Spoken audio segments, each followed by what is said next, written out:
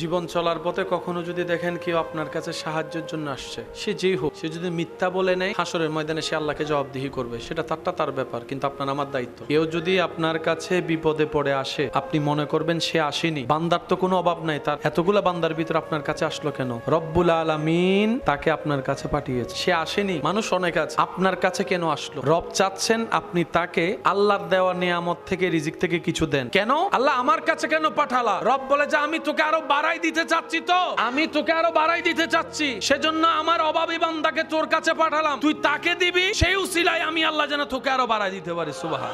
এমনে দিলাম কমবে, রবের জন্য দিলাম বাড়বে বাড়বে বাড়বে। 5 কেজি আছে, 3 কেজি রবের জন্য দিলাম রবের বান্দাদেরকে। রব বলে আমার বান্দাকে খাওয়ানোর দায়িত্ব তো আমার, তুই কেন দিলি? আপনি বলবেন আল্লাহ আমি শুনেছি আলেমদের জবানে তুমি নাকি তাকে ভালোবাসো যে অন্যের জন্য রাস্তা সহজ করে খাবারের ব্যবস্থা করে। আল্লাহ তোমার একজন বান্দা আমার সামনে না খেয়ে থাকবে, আমি পেট ভরে খাবো। তোমার নবী যা বলেছে যে নিজে পেট ভরে খায়, পাশের প্রতিবেশী ক্ষুধার্ত থাকে, সে আমি নবীর উম্মত নয়, আমি নবীর উম্মত নয়। ইয়া আল্লাহ আমি তো তোমার নবীর উম্মতের খাতা থেকে নাম কেটে যাবে। আল্লাহ আমি তোমাকে রাজি করার জন্য তোমার দেওয়া রিজিক থেকে তোমার বান্দাকে দিয়েছি। রব বলে দেওয়া আমার কাজ, তুই যেহেতু আমার কাজ সিবগাতাল্লাহ, তুই যেহেতু দিয়েছিস বান্দা হিসাবে এতটুকু, যা আমি আল্লাহ খুশি হয়ে গেলাম। তুই 3 কেজি দিয়েছিস, মানজা বিল হাসানাতে ফালাহু আশরু আমসালিহা, সর্বনিম্ন 3.30 কেজি আমি আল্লাহ তোরে দিব। রব বলে যে যদি আরো বেশি আমাকে খুশি করতে পারো, 30 থেকে আরো বাড়াবো, যাইতে যাইতে 700 হতে পারে। 3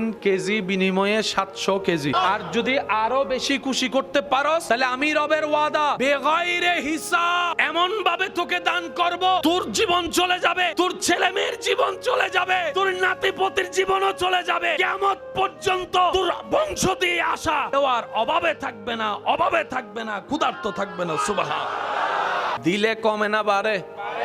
কেড়ে নিলে, সিনাই নিলে, দখল করলে, 2 নাম্বারি করে নিলে, বাটপারি করে নিলে, আল্লাহর অপছন্দনীয় রাস্তা দিয়ে কাজ করে নিলে, আমরা পাওয়া কাকে বলে সেটাও জানার চেষ্টা করি নাই, কমলো কি সেটাও বুঝার চেষ্টা করি নাই। আমরা মনে করলাম কি ওই আল্লাহ পাক বলল যে কমে, কিন্তু তার তো সম্পদ বেড়েছে, তো কমলো কই? আপনার নজর দালানের দিকে, এটা আল্লাহর দেওয়া নিয়ামত নয়। আল্লাহর দেওয়া নিয়ামতের ছোট্ট একটা নিয়ামত হচ্ছে দিলের শান্তি, মনের শান্তি। একটু স্পাই ক্যামেরা দিয়ে চোখ বন্ধ করে খবর নিয়ে দেখেন, টাকার আধিক্যতা আছে, টাকার কোনো অভাব নাই, বিল্ডিং এর অভাব নাই, কিন্তু ওনার কথা ওনার বউ শুনে না, ওনার ছেলে মেয়েও শুনে না। এবার বলেন ফাইসে কি? আর যদি ছেলে মেয়ে কথা না শুনে আপনার আর আছে কি? রাজপ্রাসাদের দাম কি? এগুলো আল্লাহ দেওয়া। আল্লাহ খুশি হলে টাকা দেয় না, আল্লাহ খুশি হলে ঈমান বাড়িয়ে দেয়, আল্লাহ খুশি হলে ইজ্জত বাড়িয়ে দেয়, আল্লাহ খুশি হলে মর্যাদা বাড়িয়ে দেয়, আল্লাহ খুশি হলে সিজদা দেওয়ার তৌফিক বাড়িয়ে দেয়, আল্লাহ খুশি হলে নেক পথের আগ্রহ বাড়িয়ে দেয়, আল্লাহ খুশি হলে হাজার দুশমনের ভিতরও ধৈর্য ধরার ক্ষমতা বাড়িয়ে দেয়। বলেন সুবহান। আল্লাহ এগুলা দেয়। সম্পত্তি যদি আল্লাহ খুশি হলে দেওয়ার অর্থ হয়, তাহলে ফেরাউনের উপর আল্লাহ খুশি হয়েছে এই অর্থ দাঁড়াবে। ফেরাউনের অধিক সম্পত্তি ছিল, কিন্তু রবের খুশি ছিল না। সিদ্দিক আকবরের ঘরে কিচ্ছু নাই, সাই সাই সাই সাই সাই সাই, নবীর প্রেমে সাই পর্যন্ত নিয়ে আসছে। আল্লাহ পাক বলে আবু বকর সিদ্দিক আকবর আমাদের চিন্তা পাল্টাতে হবে। কেন? নিজে ভালো থাকার জন্য। আত্মীয় স্বজন আছে না নাই? ঘরে মেহমান আসে কি আসে না? অনেক সময় ঘরে মেহমান আসলে আমরা মুখ কালা করে ফেলি, মুখ গোমরা করে ফেলি। শ্রদ্ধার সাথে বলি, মনে রাখবেন মেহমান যখন আসে ওনারা ওনাদের রিজিক নিয়ে আসে। মেহমান যখন আসে ওনারা ওনাদের রিজিক নিয়ে আসে, আপনার রিজিক থেকে নিতে আসেনি, বরং আপনার রিজিকে বাড়াই দিতে আসছে। আমরা এত বোকা যে আমাদের লাভ করতে আসে তাদেরকে দুশমন মনে করি। যেমন দেখবেন কোন বড় কেউ যদি ছেলে মেয়েদেরকে পড়তে বলে, যেটা তার ভবিষ্যতে কাজে লাগবে, যে পড়তে বলবে সেই আমাদের দুশমন। যে বলবে যে মোবাইল বাদ দে নামাজ পড়, দ্বিতীয় দিন ওর সামনে আর যায় না। যে ভালো চাই আমরা তাদেরকে কেমন জানি পছন্দ করতে পারি না। আর যে বলে যে চল গাছতলায় যাই 2টা টান মারি, ওইটা আমার বন্ধু। আমাদের মতো বোকা, আমাদের মতো গাদা, আমাদের মতো গর্দব সত্যি বলতে আর কেউ নাই। আমরা ভালোটা চিনি না, খারাপটা ভালো করে চিনতেও পারি না। আমরা ভালোকে দুশমন মনে করি, খারাপকে বন্ধু মনে করি, আমরা কল্যাণকে ক্ষতি মনে করি, ক্ষতিকে কল্যাণ মনে করি। সেজন্যই তো ভালো কাজে কাউকে খুঁজে পাওয়া যায় না, খারাপ কাজে সবাই লাইন ধরে বসে থাকে। দুধের মতো নিয়ামত ঘরে গিয়ে বিক্রি করতে হয়। ভাই একটু দুধ নেন, ভাই একটু দুধ নেন, সেখানে আবার আবার হাজার প্রশ্ন। আর সবচাইতে নোংরা মদ, সেটা ওইখানে গিয়ে লাইন ধরে দাঁড়ায় নাকি খেতে হয়। দুধের মতো নিয়ামত গড়ে আনলো খাই না, মা বাবা দিলে সন্তানকে খায় না। এমন অনেক সন্তান আছে দুধ খাইতে পারি না, দুধ খাইতে পারি না, দুধ খাইতে পারি না। ভালো জিনিস আমরা সইতে পারি না। আমাদের সব সিস্টেম গুলা উলট পালট হয়ে গেছে। এগুলো একটু ঠিক করার দরকার। যদি ঠিক করতে না পারি, কবরও অন্ধকার, আসরও অন্ধকার। আর আফসোস করা ছাড়া কোনো উপায়। মুসা আলাইহিস সালামের সময় অনেক দিন বৃষ্টি বন্ধ হয়ে গিয়েছে। তো মুসা নবী তো আল্লাহর সাথে কথা বলতেন, সবাই জানে। সবাই মিলে মুসা নবীকে ধরেছে, ও নবী মুসা, আল্লাহ কেন বৃষ্টি দিচ্ছে না? আমরা তো জানি না, বৃষ্টি না হলে তো ফসল চাষবাস কিচ্ছু হবে, দুর্ভিক্ষ শুরু হয়ে যাবে। আপনি একটু আল্লাহর সাথে কথা বলে দেখেন না। আল্লাহ পাকের দরবারে মুসা নবী গেলেন। আল্লাহ বললেন, মুসা, আমার বান্দাদের ভিতরে এমন একজন বান্দা এখানে আছে যে 40টা বছর হয়েছে আমাকে একবার আল্লাহ বলেও ডাকে নাই। ইবাদত তো দূরের কথা, আমাকে একবার আল্লাহ বলেও ডাকে নাই। এমন বান্দা আছে যার কারণে আমি আল্লাহ বৃষ্টি বন্ধ করে দিয়েছি। মুসা নবী এই কথা শুনে জালালি হালতে চলে আসলেন। আসার পরে সবাইকে এক জায়গায় করলেন।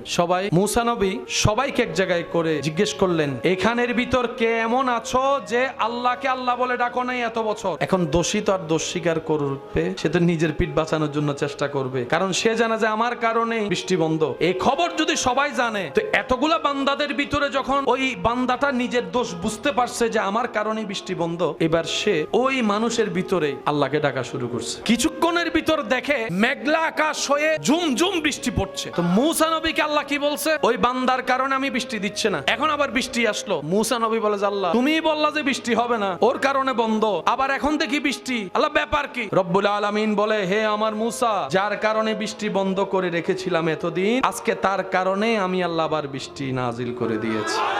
মুসা নবী বলে, আল্লাহ বিষয়টা তো বুঝলাম না। রব বলে যে সে যখন তুমি প্রশ্ন করতেছিলা, সে তখন আমাকে এমন ভাবে আন্তরিকতার সাথে মন থেকে ডাকা শুরু করছে, তার ডাকাটা আমি রবের এমন পছন্দ হয়েছে, আমি তার সব গুনাহ মাফ করে দিয়েছি। সুবহানাল্লাহ। এবার মুসা নবী বলে, আল্লাহ ওই মানুষটার চেহারা আমি একটু দেখতে চাই। ওই মানুষটা কে?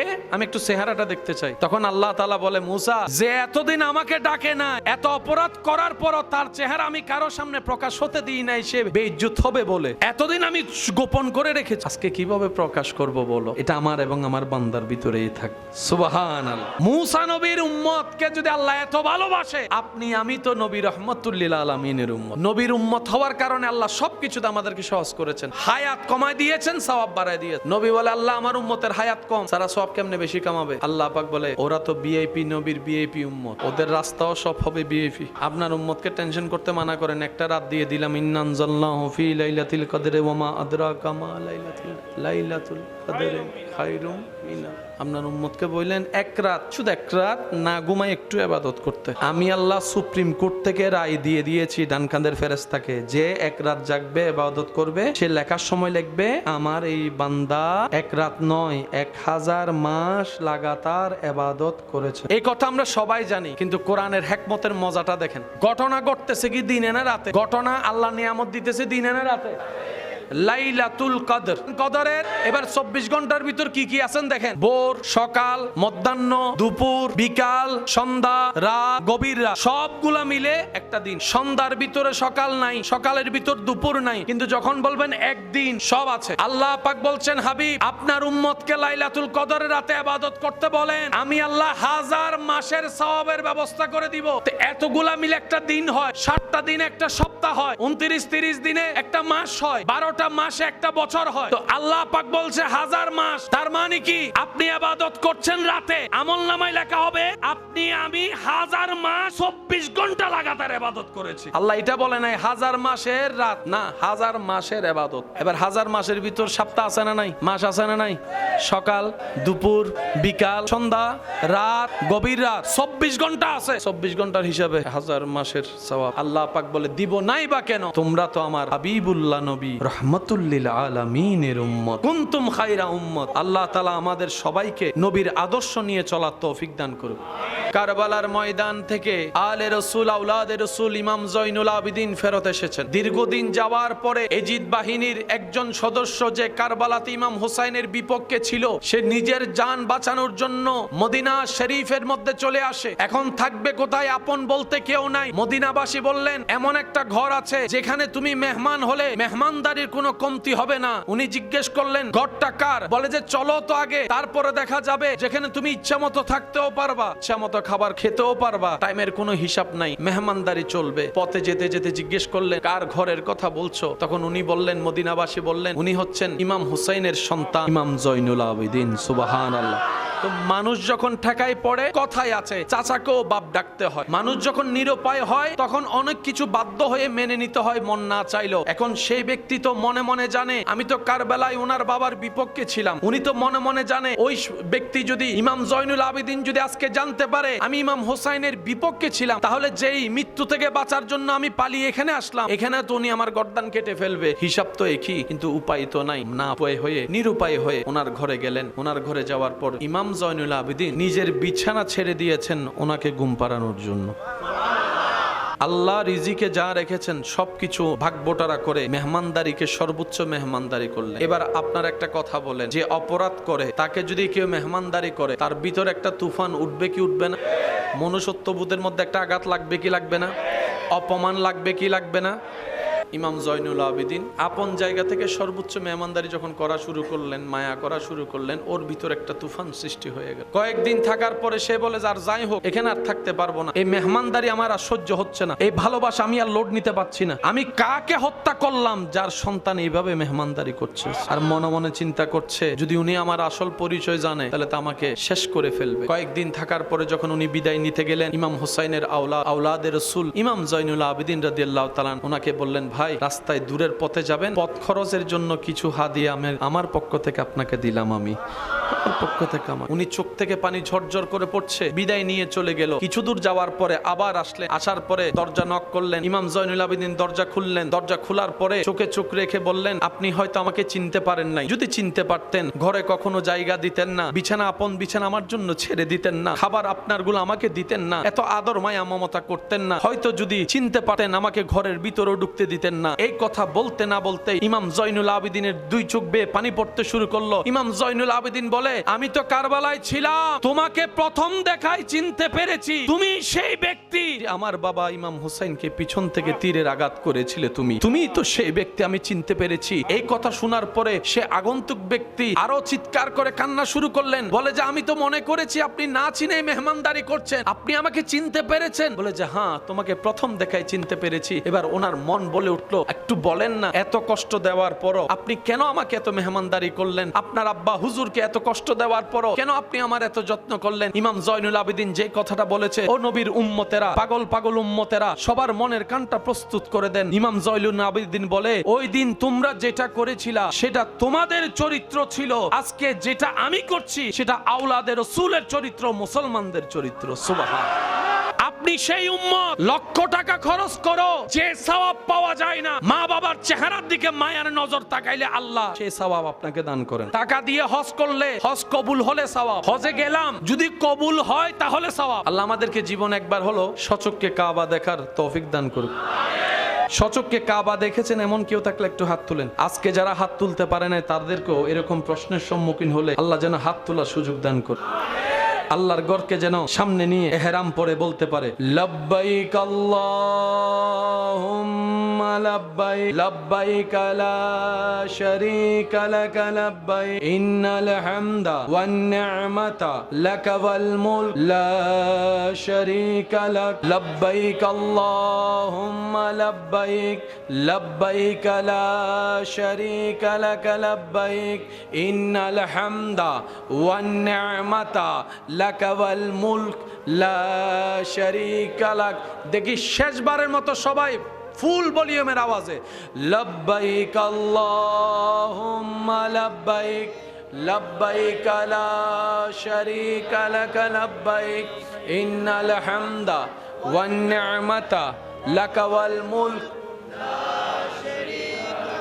কবুল হলে সওয়াব, যদি কবুল না হয়। কিন্তু নবী এমন সহজ করেছেন আমাদের জন্য, মা বাবার চেহারা দেখলে কবুল হয়েছে এমন সওয়াব। জীবন চলার পথে কখনো যদি দেখেন কেউ আপনার কাছে সাহায্যের জন্য আসছে, সে যেই হোক, সে যদি মিথ্যা বলে নেয় হাসরের ময়দানে সে আল্লাহকে জবাবদিহি করবে, সেটা তার ব্যাপার, কিন্তু আপনার আমার দায়িত্ব। কেউ যদি আপনার কাছে বিপদে পড়ে আসে, আপনি মনে করবেন সে আসেনি, বান্দার তো কোনো অভাব নাই, তার এতগুলা বান্দার ভিতর আপনার কাছে আসলো কেন? রব্বুল আলামিন তাকে আপনার কাছে পাঠিয়েছে, সে আসেনি। মানুষ অনেক আছে, আপনার কাছে কেন আসলো? রব চাচ্ছেন আপনি তাকে আল্লাহর দেওয়া নিয়ামত থেকে, রিজিক থেকে কিছু দেন। কেন আল্লাহ আমার কাছে কেন পাঠালা? রব বলে যে আমি তোকে আরো বাড়াই দিতে চাচ্ছি, তো আমি তোকে আরো বাড়াই দিতে চাচ্ছি, সেজন্য আমার অভাবী বান্দাকে তোর কাছে পাঠালাম, তুই তাকে দিবি, সেই উসিলায় আমি আল্লাহ যেন তোকে আরো বাড়াই দিতে পারি। সুবহান। এমনে দিলাম কমবে, রবের জন্য দিলাম বাড়বে বাড়বে বাড়বে। 5 কেজি আছে, 3 কেজি রবের জন্য দিলাম রবের বান্দাদেরকে। রব বলে আমার বান্দাকে খাওয়ানোর দায়িত্ব তো আমার, তুই কেন দিলি? আপনি বলবেন আল্লাহ আমি শুনেছি আলেমদের জবানে তুমি নাকি তাকে ভালোবাসো যে অন্যের জন্য রাস্তা সহজ করে খাবারের ব্যবস্থা করে। আল্লাহ তোমার একজন বান্দা আমার সামনে না খেয়ে থাকবে, আমি পেট ভরে খাবো। তোমার নবী যা বলেছে যে নিজে পেট ভরে খায়, পাশের প্রতিবেশী ক্ষুধার্ত থাকে, সে আমি নবীর উম্মত নয়, আমি নবীর উম্মত নয়। ইয়া আল্লাহ আমি তো তোমার নবীর উম্মতের খাতা থেকে নাম কেটে যাবে। আল্লাহ আমি তোমাকে রাজি করার জন্য তোমার দেওয়া রিজিক থেকে তোমার বান্দাকে দিয়েছি। রব বলে দেওয়া আমার কাজ, তুই যেহেতু আমার কাজ সিবগাতাল্লাহ, তুই যেহেতু দিয়েছিস বান্দা হিসাবে এতটুকু, যা আমি আল্লাহ খুশি হয়ে গেলাম। তুই 3 কেজি দিয়েছিস, মানজা বিল হাসানাতে ফালাহু আশরু আমসালিহা, সর্বনিম্ন 3.30 কেজি আমি আল্লাহ তোরে দিব। রব বলে যে যদি আরো বেশি আমাকে খুশি করতে পারো, 30 থেকে আরো বাড়াবো, যাইতে যাইতে 700 হতে পারে। 3 কেজি বিনিময়ে 700 কেজি। আর যদি আরো বেশি খুশি করতে পারো, তাহলে আমি রবের ওয়াদা বেগাইরে হিসাব এমন ভাবে তোকে দান করব, তোর জীবন চলে যাবে, তোর ছেলে মেয়ের জীবন চলে যাবে, তোর নাতিপতির জীবনও চলে যাবে, কিয়ামত পর্যন্ত তোর বংশ দিয়ে আসা দেওয়ার অভাবে থাকবে না, অভাবে থাকবে না, ক্ষুধার্ত থাকবে না। সুবহান। দিলে কমে না বাড়ে? কেড়ে নিলে, সিনাই নিলে, দখল করলে, 2 নাম্বারি করে নিলে, বাটপারি করে নিলে, আল্লাহর অপছন্দনীয় রাস্তা দিয়ে কাজ করে নিলে, আমরা পাওয়া কাকে বলে সেটাও জানার চেষ্টা করি নাই, কমলো কি সেটাও বুঝার চেষ্টা করি নাই। আমরা মনে করলাম কি ওই আল্লাহ পাক বললো যে কমে, কিন্তু তার তো সম্পদ বেড়েছে, তো কমলো কই? আপনার নজর দালানের দিকে, এটা আল্লাহর দেওয়া নিয়ামত নয়। আল্লাহর দেওয়া নিয়ামতের ছোট্ট একটা নিয়ামত হচ্ছে দিলের শান্তি, মনের শান্তি। একটু স্পাই ক্যামেরা দিয়ে চোখ বন্ধ করে খবর নিয়ে দেখেন, টাকার আধিক্যতা আছে, টাকার কোনো অভাব নাই, বিল্ডিং এর অভাব নাই, কিন্তু ওনার কথা ওনার বউ শুনে না, ওনার ছেলে মেয়েও শুনে না। এবার বলেন ফাইসে কি? আর যদি ছেলে মেয়ে কথা না শুনে আপনার আর আছে কি? রাজপ্রাসাদের দাম কি? এগুলো আল্লাহ দেওয়া। আল্লাহ খুশি হলে টাকা দেয় না, আল্লাহ খুশি হলে ঈমান বাড়িয়ে দেয়, আল্লাহ খুশি হলে ইজ্জত বাড়িয়ে দেয়, আল্লাহ খুশি হলে মর্যাদা বাড়িয়ে দেয়, আল্লাহ খুশি হলে সিজদা দেওয়ার তৌফিক বাড়িয়ে দেয়, আল্লাহ খুশি হলে নেক পথের আগ্রহ বাড়িয়ে দেয়, আল্লাহ খুশি হলে হাজার দুশ্মনের ভিতরও ধৈর্য ধরার ক্ষমতা বাড়িয়ে দেয়। বলেন সুবহান। আল্লাহ এগুলা দেয়। সম্পত্তি যদি আল্লাহ খুশি হলে দেওয়ার অর্থ হয়, তাহলে ফেরাউনের উপর আল্লাহ খুশি হয়েছে এই অর্থ দাঁড়াবে। ফেরাউনের অধিক সম্পত্তি ছিল, কিন্তু রবের খুশি ছিল না। সিদ্দিক আকবরের ঘরে কিচ্ছু নাই, সাই সাই সাই সাই সাই সাই, নবীর প্রেমে সাই পর্যন্ত নিয়ে আসছে। আল্লাহ পাক বলে আবু বকর সিদ্দিক আকবর, আমাদের চিন্তা পাল্টাতে হবে। কেন? নিজে ভালো থাকার জন্য। আত্মীয় স্বজন আসে না নাই? ঘরে মেহমান আসে কি আসে না? অনেক সময় ঘরে মেহমান আসলে আমরা মুখ কালা করে ফেলি, মুখ গোমরা করে ফেলি। শ্রদ্ধার সাথে বলি, মনে রাখবেন মেহমান যখন আসে ওনারা ওনাদের রিজিক নিয়ে আসে। মেহমান যখন আসে ওনারা ওনাদের রিজিক নিয়ে আসে, আপনার রিজিক থেকে নিতে আসেনি, বরং আপনার রিজিকে বাড়াই দিতে আসছে। আমরা এত বোকার বোকা যে আমাদের লাভ করতে আসে তাদেরকে দুশমন মনে করি। যেমন দেখবেন কোন বড় কেউ যদি ছেলে মেয়েদেরকে পড়তে বলে, যেটা তার ভবিষ্যতে কাজে লাগবে, যে পড়তে বলবে সেই আমাদের দুশমন। যে বলবে যে মোবাইল বাদ দে নামাজ পড়, দ্বিতীয় দিন ওর সামনে আর যায় না। যে ভালো চাই আমরা তাদেরকে কেমন জানি পছন্দ করতে পারি না। আর যে বলে যে চল গাছতলা যাই 2টা টান মারি, কয়টা আমার বন্ধু। আমাদের মতো বোকা, আমাদের মতো গাদা, আমাদের মতো গর্দব সত্যি বলতে আর কেউ নাই। আমরা ভালোটা চিনি না, খারাপটা ভালো করে চিনতেও পারি না। আমরা ভালোকে দুশমন মনে করি, খারাপকে বন্ধু মনে করি, আমরা কল্যাণকে ক্ষতি মনে করি, ক্ষতিকে কল্যাণ মনে করি। সেজন্যই তো ভালো কাজে কাউকে খুঁজে পাওয়া যায় না, খারাপ কাজে সবাই লাইন ধরে বসে থাকে। দুধের মতো নিয়ামত ঘরে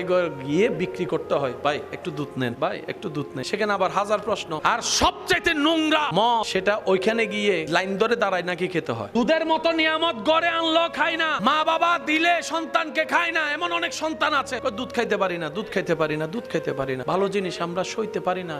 আমাদের সব সিস্টেম গুলা উলট ফালট হয়ে গেছে, এগুলো একটু ঠিক করার দরকার। যদি ঠিক করতে না পারি কবরও অন্ধকার, আসরও অন্ধকার, আর আফসোস করা ছাড়া কোনো উপায়। মুসা আলাইহিস সালামের সময় অনেক দিন বৃষ্টি বন্ধ হয়ে গিয়েছে। তো মুসা নবী তো আল্লাহর সাথে কথা বলতেন, সবাই জানি। সবাই মিলে মুসা নবীকে ধরেছে, ও নবী মুসা, আল্লাহ কেন বৃষ্টি দিচ্ছে না? আমরা তো জানি না, বৃষ্টি না হলে তো ফসল চাষবাস কিচ্ছু হবে, দুর্ভিক্ষ শুরু হয়ে যাবে, আপনি একটু আল্লাহর সাথে কথা বলে দেখেন না। আল্লাহ পাকের দরবারে মুসা নবী গেলেন। আল্লাহ বললেন, মুসা, আমার বান্দাদের ভিতর এমন একজন বান্দা এখানে আছে যে 40টা বছর হয়েছে আমাকে একবার আল্লাহ বলেও ডাকে নাই। ইবাদত তো দূরের কথা, আমাকে একবার আল্লাহ বলেও ডাকে নাই। এমন বান্দা আছে যার কারণে আমি আল্লাহ বৃষ্টি বন্ধ করে দিয়েছি। মুসা নবী এই কথা শুনে জালালি হালতে চলে আসলেন। আসার পরে সবাইকে এক জায়গায় করলেন। মুসা নবী সবাইকে এক জায়গায় করে জিজ্ঞেস করলেন, এখানের ভিতর কে এমন আছো যে আল্লাহকে আল্লাহ বলে ডাকো নাই এত বছর? এখন দোষী তো আর দোষ স্বীকার করবে, সে তো নিজের পিঠ বাঁচানোর জন্য চেষ্টা করবে, কারণ সে জানে যে আমার কারণে বৃষ্টি বন্ধ। এই খবর যদি সবাই জানে, তো এতগুলা বান্দাদের ভিতরে যখন ওই বান্দাটা নিজের দোষ বুঝতে পারছে যে আমার কারণে বৃষ্টি বন্ধ, এবার সে ওই মানুষের ভিতরে আল্লাহকে ডাকা শুরু করছে। কিছুক্ষণের ভিতর দেখে মেঘলা আকাশ হয়ে ঝুমঝুম বৃষ্টি পড়ছে। তো মুসা নবীকে আল্লাহ কি বলছে? ওই বান্দার কারণে আমি বৃষ্টি দিচ্ছে না। এখন আবার বৃষ্টি আসলো। মুসা নবী বলে, আল্লাহ তুমি বললা যে বৃষ্টি হবে না, ওর কারণে বন্ধ, আবার এখন দেখি বৃষ্টি, আল্লাহ ব্যাপার কি? রব্বুল আলামিন বলে, হে আমার মুসা, যার কারণে বৃষ্টি বন্ধ করে রেখেছিলাম এতদিন, আজকে তার কারণে আমি আল্লাহ আবার বৃষ্টি নাজিল করে দিয়েছি। মুসা নবী বলে, আল্লাহ বিষয়টা তো বুঝলাম না। রব বলে যে সে যখন তুমি প্রশ্ন করতেছিলা, সে তখন আমাকে এমন ভাবে আন্তরিকতার সাথে মন থেকে ডাকা শুরু করছে, তার ডাকাটা আমি রবের এমন পছন্দ হয়েছে, আমি তার সব গুনাহ মাফ করে দিয়েছি। সুবহানাল্লাহ। এবার মুসা নবী বলে, আল্লাহ ওই মানুষটার চেহারা আমি একটু দেখতে চাই, ওই মানুষটা কে, আমি একটু চেহারাটা দেখতে চাই। তখন আল্লাহ তাআলা বলে, মুসা, যে এতদিন আমাকে ডাকে না, এত অপরাধ করার পরও তার চেহারা আমি কারো সামনে প্রকাশ হতে দিই নাই, সে বেইজ্জত হবে বলে এতদিন আমি গোপন করে রেখেছি, আজকে কিভাবে প্রকাশ করব বলো? এটা আমার এবং আমার বান্দার ভিতরেই থাক। সুবহানাল্লাহ। মুসা নবীর উম্মতকে যদি আল্লাহ এত ভালোবাসে, আপনি আমি তো নবী রাহমাতুল লিল আলামিনের উম্মত। নবীর উম্মত হওয়ার কারণে আল্লাহ সবকিছুতে আমাদেরকে সহজ করেছেন, হায়াত কমায় দিয়েছেন, সওয়াব বাড়ায় দিয়েছেন। নবী বলে, আল্লাহ আমার উম্মতের হায়াত কম, সারা সওয়াব কেমনে বেশি কামাবে? আল্লাহ পাক বলে, ওরা তো ভিআইপি, নবীর ভিআইপি উম্মত, ওদের রাস্তাও সব হবে ভিআইপি। আপনার উম্মতকে টেনশন করতে মানা করেন। একটা রাত দিয়ে দিলাম, ইন্না আনজালনাহু ফি লাইলাতিল কদরি ওয়া মা আদরাকা মা লাইলাতুল কদরি খায়রুম মিনা। আপনার উম্মতকে বললেন এক রাত, শুধু এক রাত না ঘুমায় একটু ইবাদত করতে। আমি আল্লাহ সুপ্রিম কোর্ট থেকে রায় দিয়ে দিয়েছি ডান কাঁধের ফেরেশতাকে, যে এক রাত জাগবে ইবাদত করবে, সে লেখার সময় লিখবে আমার এই বান্দা এক রাত নয় 1000 মাস লাগাতার ইবাদত করেছে। এই কথা আমরা সবাই জানি, কিন্তু কোরআনের হিকমতের মজাটা দেখেন। ঘটনা ঘটতেছে কি দিনে না রাতে? ঘটনা আল্লাহ নিয়ামত দিতেছে দিনে না রাতে? লাইলাতুল কদর, কদরের এবার 24 ঘন্টার ভিতর কি কি আছেন দেখেন। ভোর, সকাল, মধ্যাহ্ন, দুপুর, বিকাল, সন্ধ্যা, রাত, গভীর রাত, সবগুলা মিলে একটা দিন। সন্ধ্যার ভিতরে সকাল নাই, সকালের ভিতর দুপুর নাই, কিন্তু যখন বলবেন একদিন, সব আছে। আল্লাহ পাক বলছেন, হাবিব আপনার উম্মতকে লাইলাতুল কদরের রাতে ইবাদত করতে বলেন, আমি আল্লাহ 1000 মাসের সওয়াবের ব্যবস্থা করে দিব। তো এতগুলা মিলে একটা দিন হয়, 60টা দিন একটা সপ্তাহ হয়, 29-30 দিনে একটা মাস হয়, 12টা মাসে একটা বছর হয়। তো আল্লাহ পাক বলছে 1000 মাস, তার মানে কি আপনি ইবাদত করছেন রাতে, আমলনামায় লেখা হবে আপনি আমি 1000 মাস 24 ঘন্টা লাগাতার ইবাদত করেছি। আল্লাহ এটা বলে নাই 1000 মাসের রাত, না 1000 মাসের ইবাদত। এবার 1000 মাসের ভিতর সপ্তাহ আছে না নাই? মাস আছে না নাই? সকাল, দুপুর, বিকাল, সন্ধ্যা, রাত, গভীর রাত, 24 ঘন্টা আছে। 24 ঘন্টার হিসাবে 1000 মাসের সওয়াব। আল্লাহ পাক বলে, দিব নাই বা কেন? তোমরা তো আমার হাবিবুল্লাহ নবী রাহমাতুল লিল আলামিনের উম্মত, কুনতুম খায়রা উম্মত। আল্লাহ তাআলা আমাদের সবাইকে নবীর আদর্শ নিয়ে চলার তৌফিক দান করুন। কারবালার ময়দান থেকে আলে রাসূল, আওলাদে রাসূল ইমাম জয়নুল আবেদিন ফেরত এসেছেন। দীর্ঘদিন যাওয়ার পরে এজিদ বাহিনীর একজন সদস্য যে কারবালাতে ইমাম হুসাইনের বিপক্ষে ছিল, সে নিজের জান বাঁচানোর জন্য মদিনা শরীফের মধ্যে চলে আসে। এখন থাকবে কোথায়? আপন বলতে কেউ নাই। মদিনাবাসী বললেন, এমন একটা ঘর আছে যেখানে তুমি মেহমান হলে মেহমানদারির কোনো কমতি হবে না। উনি জিজ্ঞেস করলেন, ঘরটা কার? বলে যে চলো তো আগে, তারপরে দেখা যাবে, যেখানে তুমি ইচ্ছা মতো থাকতেও পারবা, ইচ্ছা মতো মতো খাবার খেতেও পারবা, টাইমের কোনো হিসাব নাই, মেহমানদারি চলবে। পথে যেতে যেতে জিজ্ঞেস করলেন কার ঘরের কথা বলছো? তখন উনি বললেন, মদিনাবাসী বললেন উনি হচ্ছেন ইমাম হুসাইনের সন্তান ইমাম জয়নুল আবেদিন। সুবহানাল্লাহ। তো মানুষ যখন ঠেকায় পড়ে, কথাই আছে চাচাকেও বাপ ডাকতে হয়। মানুষ যখন নিরুপায় হয় তখন অনেক কিছু বাধ্য হয়ে মেনে নিতে হয়, মন না চাইলেও। এখন সেই ব্যক্তি তো মনে মনে জানে আমি তো কারবালায় ওনার বাবার বিপক্ষে ছিলাম। উনি তো মনে মনে জানে ওই ব্যক্তি যদি ইমাম জয়নুল আবেদিন যদি আজকে জানতে পারে আমি ইমাম হোসাইনের বিপক্ষে ছিলাম, তাহলে যেই মৃত্যু থেকে বাঁচার জন্য আমি পালিয়ে এখানে আসলাম, এখানে তো উনি আমার গর্দান কেটে ফেলবে। হিসাব তো একই, কিন্তু উপায় তো নাই। না উপায় হয়ে, নিরুপায় হয়ে ওনার ঘরে গেলেন। ওনার ঘরে যাওয়ার পর ইমাম জয়নুল আবেদিন নিজের বিছানা ছেড়ে দিয়েছেন ওনাকে ঘুম পাড়ানোর জন্য। আল্লাহ রিজিকে যা রেখেছেন সবকিছু ভাগবটারা করে মেহমানদারিকে সর্বোচ্চ মেহমানদারি করলেন। এবার আপনার একটা কথা বলেন, যে অপরাধ করে তাকে যদি কেউ মেহমানদারি করে, তার ভিতর একটা তুফান উঠবে কি উঠবে না? মনুষ্যত্ববোধের মধ্যে একটা আঘাত লাগবে কি লাগবে না? অপমান লাগবে কি লাগবে না? ইমাম জয়নুল আবেদিন আপন জায়গা থেকে সর্বোচ্চ মেহমানদারি যখন করা শুরু করলেন, মায়া করা শুরু করলেন, ওর ভিতর একটা তুফান সৃষ্টি হয়ে গেল। কয়েকদিন থাকার পরে সে বলে যে আর যাই হোক, এখানে আর থাকতে পারবো না, এই মেহমানদারি আমার আর সহ্য হচ্ছে না, এই ভালোবাসা আমি আর লোড নিতে পারছি না। আমি কাকে হত্যা করলাম যার সন্তান এইভাবে মেহমানদারি করছে? আর মনে মনে চিন্তা করছে যদি উনি আমার আসল পরিচয় জানে তাহলে তো আমাকে শেষ করে ফেলবে। কয়েকদিন থাকার পরে যখন উনি বিদায় নিতে গেলেন, ইমাম হুসাইনের আওলাদের রাসূল ইমাম জয়নুল আবেদিন রাদিয়াল্লাহু তাআলা ওনাকে বললেন, ভাই রাস্তায় দূরের পথে যাবেন, পথ খরচের জন্য কিছু হাদিয়া আমার পক্ষ থেকে আপনাকে দিলাম, আমি আমার পক্ষ থেকে আমার। উনি চোখ থেকে পানি ঝরঝর করে পড়ছে, বিদায় নিয়ে চলে গেল। কিছু দূর যাওয়ার পরে আবার আসলেন, আসার পরে দরজা নক করলেন। ইমাম জয়নুল আবেদিন দরজা খুললেন। দরজা খোলার পরে চোখে চোখ রেখে বললেন, আপনি হয়তো আমাকে চিনতে পারেন নাই, যদি চিনতে পারতেন ঘরে কখনো জায়গা দিতেন না, বিছানা আপন বিছানা আমার জন্য ছেড়ে দিতেন না, খাবার আপনার গুলো আমাকে দিতেন না, এত আদর মায়া মমতা করতেন না, হয়তো যদি চিনতে পারতেন আমাকে ঘরের ভিতরেও ঢুকতে দিতেন না। এই কথা বলতে না বলতে ইমাম জয়নুল আবেদিনের দুই চোখ বেয়ে পানি পড়তে শুরু করলো। ইমাম জয়নুল আবেদিন বলে, আমি তো কারবালায় ছিলাম, তোমাকে প্রথম দেখায় চিনতে পেরেছি, তুমি সেই ব্যক্তি আমার বাবা ইমাম হুসাইনকে পিছন থেকে তীরের আঘাত করেছিলে, তুমি তো সেই ব্যক্তি, আমি চিনতে পেরেছি। এই কথা শোনার পরে সে আগন্তুক ব্যক্তি আরো চিৎকার করে কান্না শুরু করলেন। বলে যে আমি তো মনে করেছি আপনি না চিনে মেহমানদারি করছেন, আপনি আমাকে চিনতে পেরেছেন? বলে যে হ্যাঁ, তোমাকে প্রথম দেখায় চিনতে পেরেছি। এবার ওনার মন বলে উঠলো, একটু বলেন না, এত কষ্ট দেওয়ার পরও আপনি কেন আমাকে এত মেহমানদারি করলেন? আপনার আব্বা হুজুরকে এত কষ্ট দেওয়ার পরও কেন আপনি আমার এত যত্ন করলেন? ইমাম জয়নুল আবেদিন যে কথাটা বলেছে, ও নবীর উম্মতেরা, পাগল পাগল উম্মতেরা, সবার মনের কানটা প্রস্তুত করে দেন। ইমাম জয়নুল আবেদিন বলে, ওই দিন তোমরা যেটা করেছিলা সেটা তোমাদের চরিত্র ছিল, আজকে যেটা আমি করছি সেটা আওলাদের রাসূলের চরিত্র, মুসলমানদের চরিত্র। সুবহানাল্লাহ। আপনি সেই উম্মত, লক্ষ টাকা খরচ করো, যে সওয়াব পাওয়া যায় না, মা বাবার চেহারার দিকে মায়ার নজর তাকাইলে আল্লাহ সেই সওয়াব আপনাকে দান করেন। টাকা দিয়ে হজ করলে হজ কবুল হলে সওয়াব, হজে গেলাম যদি কবুল হয় তাহলে সওয়াব। আল্লাহ আমাদেরকে জীবন একবার হলো সচক্ষে কাবা দেখার তৌফিক দান করুন। সচক্ষে কাবা দেখেছেন এমন কেউ থাকলে একটু হাত তুলেন। আজকে যারা হাত তুলতে পারে না তাদেরকেও এরকম প্রশ্নের সম্মুখীন হলে আল্লাহ যেন হাত তোলার সুযোগ দান করে।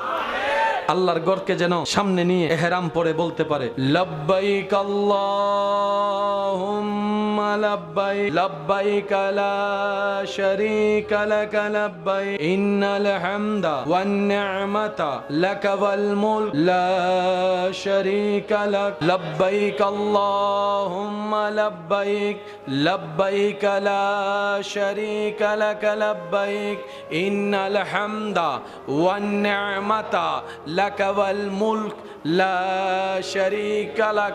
দেখি শেষবারের মতো সবাই ফুল ভলিউমের আওয়াজে, লব্বাইক আল্লাহুম্মা লব্বাইক, লব্বাইক লা শারীকা লাক লব্বাইক, ইন্নাল হামদা ওয়ান নি'মাতা লাকাওয়াল মুলক। কবুল হলে সওয়াব, যদি কবুল না হয়, কিন্তু নবী এমন সহজ করেছেন আমাদের জন্য, মা বাবার চেহারা দেখলে কবুল হয়েছে এমন সওয়াব। জীবন চলার পথে কখনো যদি দেখেন কেউ আপনার কাছে সাহায্যের জন্য আসছে, সে যেই হোক, সে যদি মিথ্যা বলে নেয় হাসরের ময়দানে সে আল্লাহকে জবাবদিহি করবে, সেটা তার ব্যাপার, কিন্তু আপনার আমার দায়িত্ব। কেউ যদি আপনার কাছে বিপদে পড়ে আসে, আপনি মনে করবেন সে আসেনি, বান্দার তো কোনো অভাব নাই, তার এতগুলা বান্দার ভিতর আপনার কাছে আসলো কেন? রব্বুল আলামিন তাকে আপনার কাছে পাঠিয়েছে, সে আসেনি। মানুষ অনেক আছে, আপনার কাছে কেন আসলো? রব চাচ্ছেন আপনি তাকে আল্লাহর দেওয়া নিয়ামত থেকে, রিজিক থেকে কিছু দেন। কেন আল্লাহ আমার কাছে কেন পাঠালা? রব বলে যে আমি তোকে আরো বাড়াই দিতে চাচ্ছি, তো আমি তোকে আরো বাড়াই দিতে চাচ্ছি, সেজন্য আমার অভাবী বান্দাকে তোর কাছে পাঠালাম, তুই তাকে দিবি, সেই উসিলায় আমি আল্লাহ যেন তোকে আরো বাড়াই দিতে পারি। সুবহান। এমনে দিলাম কমবে, রবের জন্য দিলাম বাড়বে বাড়বে বাড়বে। 5 কেজি আছে, 3 কেজি রবের জন্য দিলাম রবের বান্দাদেরকে। রব বলে আমার বান্দাকে খাওয়ানোর দায়িত্ব তো আমার, তুই কেন দিলি? আপনি বলবেন আল্লাহ আমি শুনেছি আলেমদের জবানে তুমি নাকি তাকে ভালোবাসো যে অন্যের জন্য রাস্তা সহজ করে খাবারের ব্যবস্থা করে। আল্লাহ তোমার একজন বান্দা আমার সামনে না খেয়ে থাকবে, আমি পেট ভরে খাবো। তোমার নবী যা বলেছে যে নিজে পেট ভরে খায়, পাশের প্রতিবেশী ক্ষুধার্ত থাকে, সে আমি নবীর উম্মত নয়, আমি নবীর উম্মত নয়। ইয়া আল্লাহ আমি তো তোমার নবীর উম্মতের খাতা থেকে নাম কেটে যাবে। আল্লাহ আমি তোমাকে রাজি করার জন্য তোমার দেওয়া রিজিক থেকে তোমার বান্দাকে দিয়েছি। রব বলে দেওয়া আমার কাজ, তুই যেহেতু আমার কাজ সিবগাতাল্লাহ, তুই যেহেতু দিয়েছিস বান্দা হিসাবে এতটুকু, যা আমি আল্লাহ খুশি হয়ে গেলাম। তুই 3 কেজি দিয়েছিস, মানজা বিল হাসানাতে ফালাহু আশরু আমসালিহা, সর্বনিম্ন 3.30 কেজি আমি আল্লাহ তোরে দিব। রব বলে যে যদি আরো বেশি আমাকে খুশি করতে পারো, 30 থেকে আরো বাড়াবো, চাইতে চাইতে 700 হতে পারে। 3 কেজি বিনিময়ে 700 কেজি। আর যদি আরো বেশি খুশি করতে পারো, তাহলে আমি রবের ওয়াদা বেগাইরে হিসাব এমন ভাবে তোকে দান করব, তোর জীবন চলে যাবে, তোর ছেলে মেয়ের জীবন চলে যাবে, তোর নাতিপতির জীবনও চলে যাবে, কিয়ামত পর্যন্ত তোর বংশ দিয়ে আসা দেওয়ার অভাবে থাকবে না, অভাবে থাকবে না, ক্ষুধার্ত থাকবে না। সুবহান। দিলে কমে না বাড়ে? কেড়ে নিলে, সিনাই নিলে, দখল করলে, 2 নাম্বারি করে নিলে, বাটপারি করে নিলে, আল্লাহর অপছন্দনীয় রাস্তা দিয়ে কাজ করে নিলে, আমরা পাওয়া কাকে বলে সেটাও জানার চেষ্টা করি নাই, কমলো কি সেটাও বুঝার চেষ্টা করি নাই। আমরা মনে করলাম কি ওই আল্লাহ পাক বললো যে কমে, কিন্তু তার তো সম্পদ বেড়েছে, তো কমলো কই? আপনার নজর দালানের দিকে, এটা আল্লাহর দেওয়া নিয়ামত নয়। আল্লাহর দেওয়া নিয়ামতের ছোট্ট একটা নিয়ামত হচ্ছে দিলের শান্তি, মনের শান্তি। একটু স্পাই ক্যামেরা দিয়ে চোখ বন্ধ করে খবর নিয়ে দেখেন, টাকার আধিক্যতা আছে, টাকার কোনো অভাব নাই, বিল্ডিং এর অভাব নাই, কিন্তু ওনার কথা ওনার বউ শুনে না, ওনার ছেলে মেয়েও শুনে না। এবার বলেন ফাইসে কি? আর যদি ছেলে মেয়ে কথা না শুনে আপনার আর আছে কি? রাজপ্রাসাদের দাম কি? এগুলো আল্লাহর দেওয়া। আল্লাহ খুশি হলে টাকা দেয় না, আল্লাহ খুশি হলে ঈমান বাড়িয়ে দেয়, আল্লাহ খুশি হলে ইজ্জত বাড়িয়ে দেয়, আল্লাহ খুশি হলে মর্যাদা বাড়িয়ে দেয়, আল্লাহ খুশি হলে সিজদা দেওয়ার তৌফিক বাড়িয়ে দেয়, আল্লাহ খুশি হলে নেক পথের আগ্রহ বাড়িয়ে দেয়, আল্লাহ খুশি হলে হাজার দুশমনের ভিতরও ধৈর্য ধরার ক্ষমতা বাড়িয়ে দেয়। বলেন সুবহান। আল্লাহ এগুলা দেয়। সম্পত্তি যদি আল্লাহ খুশি হলে দেওয়ার অর্থ হয়, তাহলে ফেরাউনের উপর আল্লাহ খুশি হয়েছে এই অর্থ দাঁড়াবে। ফেরাউনের অধিক সম্পত্তি ছিল, কিন্তু রবের খুশি ছিল না। সিদ্দিক আকবরের ঘরে কিচ্ছু নাই, সাই সাই সাই সাই সাই সাই, নবীর প্রেমে সাই পর্যন্ত নিয়ে আসছে। আল্লাহ পাক বলে আবু বকর সিদ্দিক আকবর, আমাদের চিন্তা পাল্টাতে হবে। কেন? নিজে ভালো থাকার জন্য। আত্মীয় স্বজন আসে না নাই? ঘরে মেহমান আসে কি আসে না? অনেক সময় ঘরে মেহমান আসলে আমরা মুখ কালা করে ফেলি, মুখ গোমরা করে ফেলি। শ্রদ্ধার সাথে বলি, মনে রাখবেন মেহমান যখন আসে ওনারা ওনাদের রিজিক নিয়ে আসে। মেহমান যখন আসে ওনারা ওনাদের রিজিক নিয়ে আসে, আপনার রিজিক থেকে নিতে আসেনি, বরং আপনার রিজিকে বাড়াই দিতে আসছে। আমরা এত বোকার বোকা যে আমাদের লাভ করতে আসে তাদেরকে দুশমন মনে করি। যেমন দেখবেন কোন বড় কেউ যদি ছেলে মেয়েদেরকে পড়তে বলে, যেটা তার ভবিষ্যতে কাজে লাগবে, যে পড়তে বলবে সেই আমাদের দুশমন। যে বলবে যে মোবাইল বাদ দে নামাজ পড়, দ্বিতীয় দিন ওর সামনে আর যায় না। যে ভালো চায় আমরা তাদেরকে কেমন জানি পছন্দ করতে পারি না। আর যে বলে যে চল গাছতলা যাই 2টা টান মারি, কয়টা আমার বন্ধু। আমাদের মতো বোকা, আমাদের মতো গাদা, আমাদের মতো গর্দব সত্যি বলতে আর কেউ নাই। আমরা ভালোটা চিনি না, খারাপটা ভালো করে চিনতেও পারি না। আমরা ভালোকে দুশমন মনে করি, খারাপকে বন্ধু মনে করি। আমরা কল্যাণকে ক্ষতি মনে করি, ক্ষতিকে কল্যাণ মনে করি। সেজন্যই তো ভালো কাজে কাউকে খুঁজে পাওয়া যায় না, খারাপ কাজে সবাই লাইন ধরে বসে থাকে। দুধের মতো নিয়ামত ঘরে গিয়ে বিক্রি করতে হয়, ভাই একটু দুধ নেন, ভাই একটু দুধ নেন, সেখানে আবার হাজার প্রশ্ন। আর সবচাইতে নোংরা মদ, সেটা ওইখানে গিয়ে লাইন ধরে দাঁড়ায় নাকি খেতে হয়। দুধের মতো নিয়ামত গড়ে আনলো খায় না, মা বাবা দিলে সন্তানকে খায় না। এমন অনেক সন্তান আছে দুধ খাইতে পারি না, দুধ খাইতে পারি না, দুধ খাইতে পারি না। ভালো জিনিস আমরা সইতে পারি না। আমাদের সব সিস্টেম গুলা উলট ফালট হয়ে গেছে, এগুলো একটু ঠিক করার দরকার। যদি ঠিক করতে না পারি, কবরও অন্ধকার, আসরও অন্ধকার, আর আফসোস করা ছাড়া কোনো উপায়। মুসা আলাইহিস ইসলামের সময় অনেক দিন বৃষ্টি বন্ধ হয়ে গিয়েছে। তো মুসা নবী তো আল্লাহর সাথে কথা বলতেন, সবাই জানি। সবাই মিলে মুসা নবীকে ধরেছে, ও নবী মুসা, আল্লাহ কেন বৃষ্টি দিচ্ছে না? আমরা তো জানি না, বৃষ্টি না হলে তো ফসল চাষবাস কিচ্ছু হবে, দুর্ভিক্ষ শুরু হয়ে যাবে, আপনি একটু আল্লাহর সাথে কথা বলে দেখেন না। আল্লাহ পাকের দরবারে মুসা নবী গেলেন। আল্লাহ বললেন, মুসা, আমার বান্দাদের ভিতর এমন একজন বান্দা এখানে আছে যে 40টা বছর হয়েছে আমাকে একবার আল্লাহ বলেও ডাকে নাই। ইবাদত তো দূরের কথা, আমাকে একবার আল্লাহ বলেও ডাকে নাই। এমন বান্দা আছে যার কারণে আমি আল্লাহ বৃষ্টি বন্ধ করে দিয়েছি। মুসা নবী এই কথা শুনে জালালি হালতে চলে আসলেন। আসার পরে সবাইকে এক জায়গায় করলেন। মুসা নবী সবাইকে এক জায়গায় করে জিজ্ঞেস করলেন, এখানের ভিতর কে এমন আছো যে আল্লাহকে আল্লাহ বলে ডাকো নাই এত বছর? এখন দোষী তো আর দোষ স্বীকার করবে, সে তো নিজের পিঠ বাঁচানোর জন্য চেষ্টা করবে, কারণ সে জানে যে আমার কারণে বৃষ্টি বন্ধ। এই খবর যদি সবাই জানে, তো এতগুলা বান্দাদের ভিতরে যখন ওই বান্দাটা নিজের দোষ বুঝতে পারছে যে আমার কারণে বৃষ্টি বন্ধ, এবার সে ওই মানুষের ভিতরে আল্লাহকে ডাকা শুরু করছে। কিছুক্ষণের ভিতর দেখে মেঘলা আকাশ হয়ে ঝুম ঝুম বৃষ্টি পড়ছে। তো মুসা নবীকে আল্লাহ কি বলছে? ওই বান্দার কারণে আমি বৃষ্টি দিচ্ছে না। এখন আবার বৃষ্টি আসলো। মুসা নবী বলে, আল্লাহ তুমি বললা যে বৃষ্টি হবে না, ওর কারণে বন্ধ, আবার এখন দেখি বৃষ্টি, আল্লাহ ব্যাপার কি? রব্বুল আলামিন বলে, হে আমার মুসা, যার কারণে বৃষ্টি বন্ধ করে রেখেছিলাম এতদিন, আজকে তার কারণে আমি আল্লাহ আবার বৃষ্টি নাজিল করে দিয়েছি। মুসা নবী বলে, আল্লাহ বিষয়টা তো বুঝলাম না। রব বলে যে সে যখন তুমি প্রশ্ন করতেছিলা, সে তখন আমাকে এমন ভাবে আন্তরিকতার সাথে মন থেকে ডাকা শুরু করছে, তার ডাকাটা আমি রবের এমন পছন্দ হয়েছে, আমি তার সব গুনাহ মাফ করে দিয়েছি। সুবহানাল্লাহ। এবার মুসা নবী বলে, আল্লাহ ওই মানুষটার চেহারা আমি একটু দেখতে চাই, ওই মানুষটা কে, আমি একটু চেহারাটা দেখতে চাই। তখন আল্লাহ তাআলা বলে, মুসা, যে এতদিন আমাকে ডাকে না, এত অপরাধ করার পরও তার চেহারা আমি কারো সামনে প্রকাশ হতে দিই নাই, সে বেইজ্জত হবে বলে এতদিন আমি গোপন করে রেখেছি, আজকে কিভাবে প্রকাশ করব বলো? এটা আমার এবং আমার বান্দার ভিতরেই থাক। সুবহানাল্লাহ। মুসা নবীর উম্মতকে যদি আল্লাহ এত ভালোবাসে, আপনি আমি তো নবী রাহমাতুল লিল আলামিনের উম্মত। নবীর উম্মত হওয়ার কারণে আল্লাহ সবকিছুতে আমাদেরকে সহজ করেছেন, হায়াত কমায় দিয়েছেন, সওয়াব বাড়ায় দিয়েছেন। নবী বলে, আল্লাহ আমার উম্মতের হায়াত কম, তারা সওয়াব কেমনে বেশি কামাবে? আল্লাহ পাক বলে, ওরা তো ভিআইপি, নবীর ভিআইপি উম্মত, ওদের রাস্তাও সব হবে ভিআইপি। আপনার উম্মতকে টেনশন করতে মানা করেন। একটা রাত দিয়ে দিলাম, ইন্না আনজালনাহু ফি লাইলাতিল কদরি ওয়া মা আদরাকা মা লাইলাতুল কদরি খায়রুম মিনা।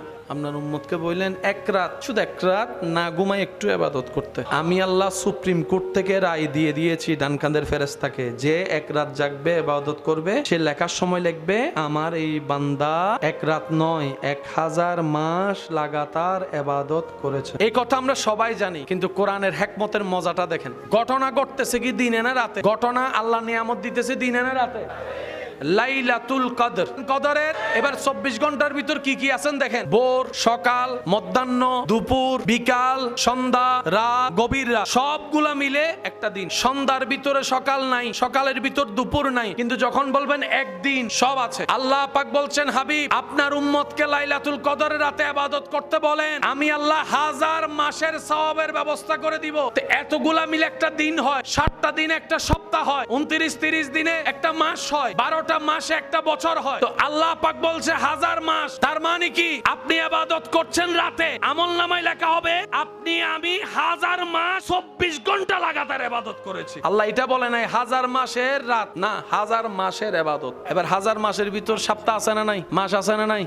সকাল, দুপুর, বিকাল, সন্ধ্যা, রাত, গভীর রাত, 24 ঘন্টা আছে। 24 ঘন্টার হিসাবে 1000 মাসের সওয়াব। আল্লাহ পাক বলে, দিব নাই বা কেন? তোমরা তো আমার হাবিবুল্লাহ নবী রাহমাতুল লিল আলামিনের উম্মত, কুনতুম খায়রা উম্মত। আল্লাহ তাআলা আমাদের সবাইকে নবীর আদর্শ নিয়ে চলার তৌফিক দান করুন।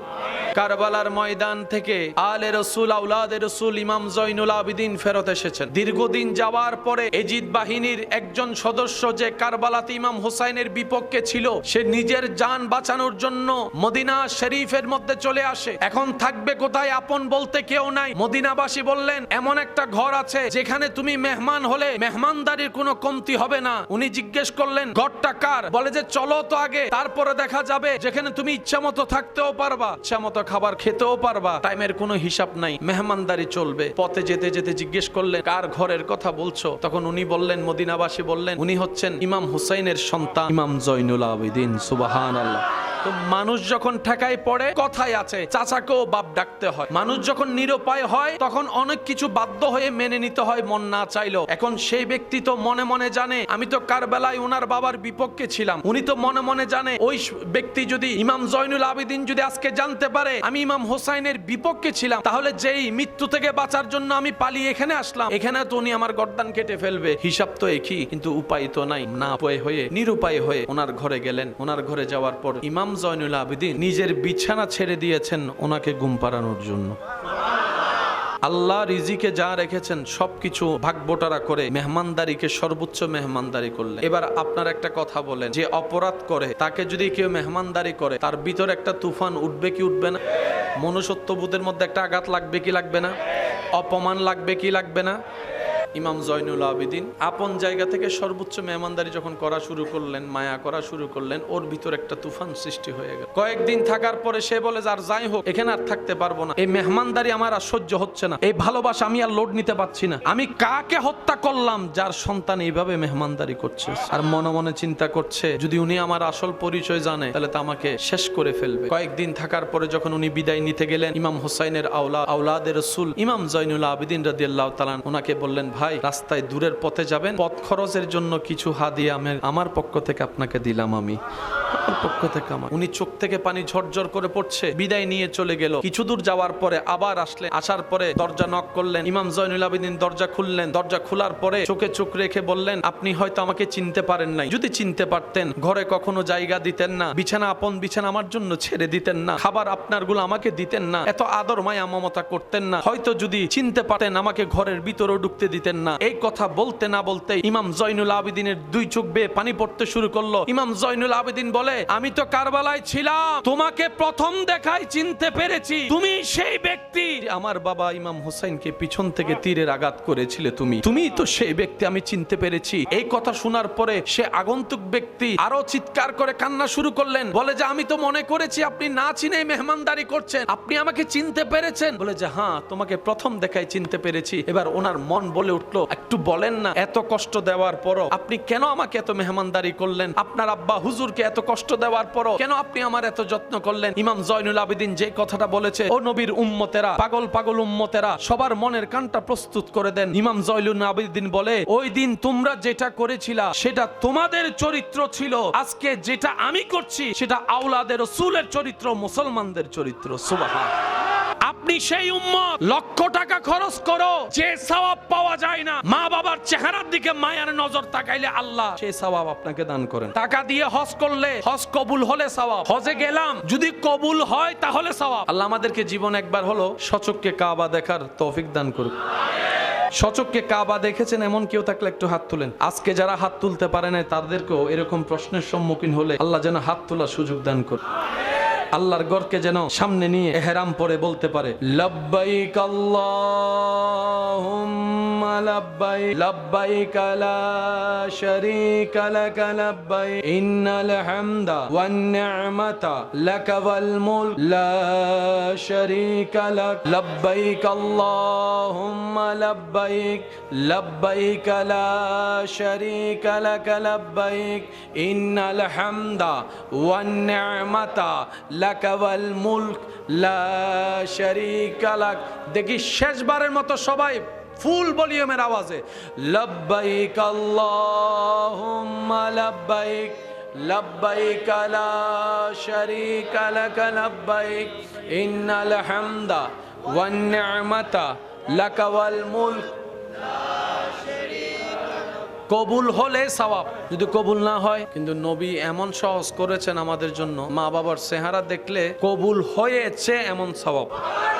জীবন চলার পথে কখনো যদি দেখেন কেউ আপনার কাছে সাহায্যের জন্য আসছে, সে যেই হোক, সে যদি মিথ্যা বলে নেয় হাসরের ময়দানে সে আল্লাহকে জবাবদিহি করবে, সেটা তার ব্যাপার, কিন্তু আপনার আমার দায়িত্ব। কেউ যদি আপনার কাছে বিপদে পড়ে আসে, আপনি মনে করবেন সে আসেনি, বান্দার তো কোনো অভাব নাই, তার এতগুলা বান্দার ভিতর আপনার কাছে আসলো কেন? রব্বুল আলামিন তাকে আপনার কাছে পাঠিয়েছে, সে আসেনি। মানুষ অনেক আছে, আপনার কাছে কেন আসলো? রব চাচ্ছেন আপনি তাকে আল্লাহর দেওয়া নিয়ামত থেকে, রিজিক থেকে কিছু দেন। কেন আল্লাহ আমার কাছে কেন পাঠালা? রব বলে যে আমি তোকে আরো বাড়াই দিতে চাচ্ছি, তো আমি তোকে আরো বাড়াই দিতে চাচ্ছি, সেজন্য আমার অভাবী বান্দাকে তোর কাছে পাঠালাম, তুই তাকে দিবি, সেই উসিলায় আমি আল্লাহ যেন তোকে আরো বাড়াই দিতে পারি। সুবহান।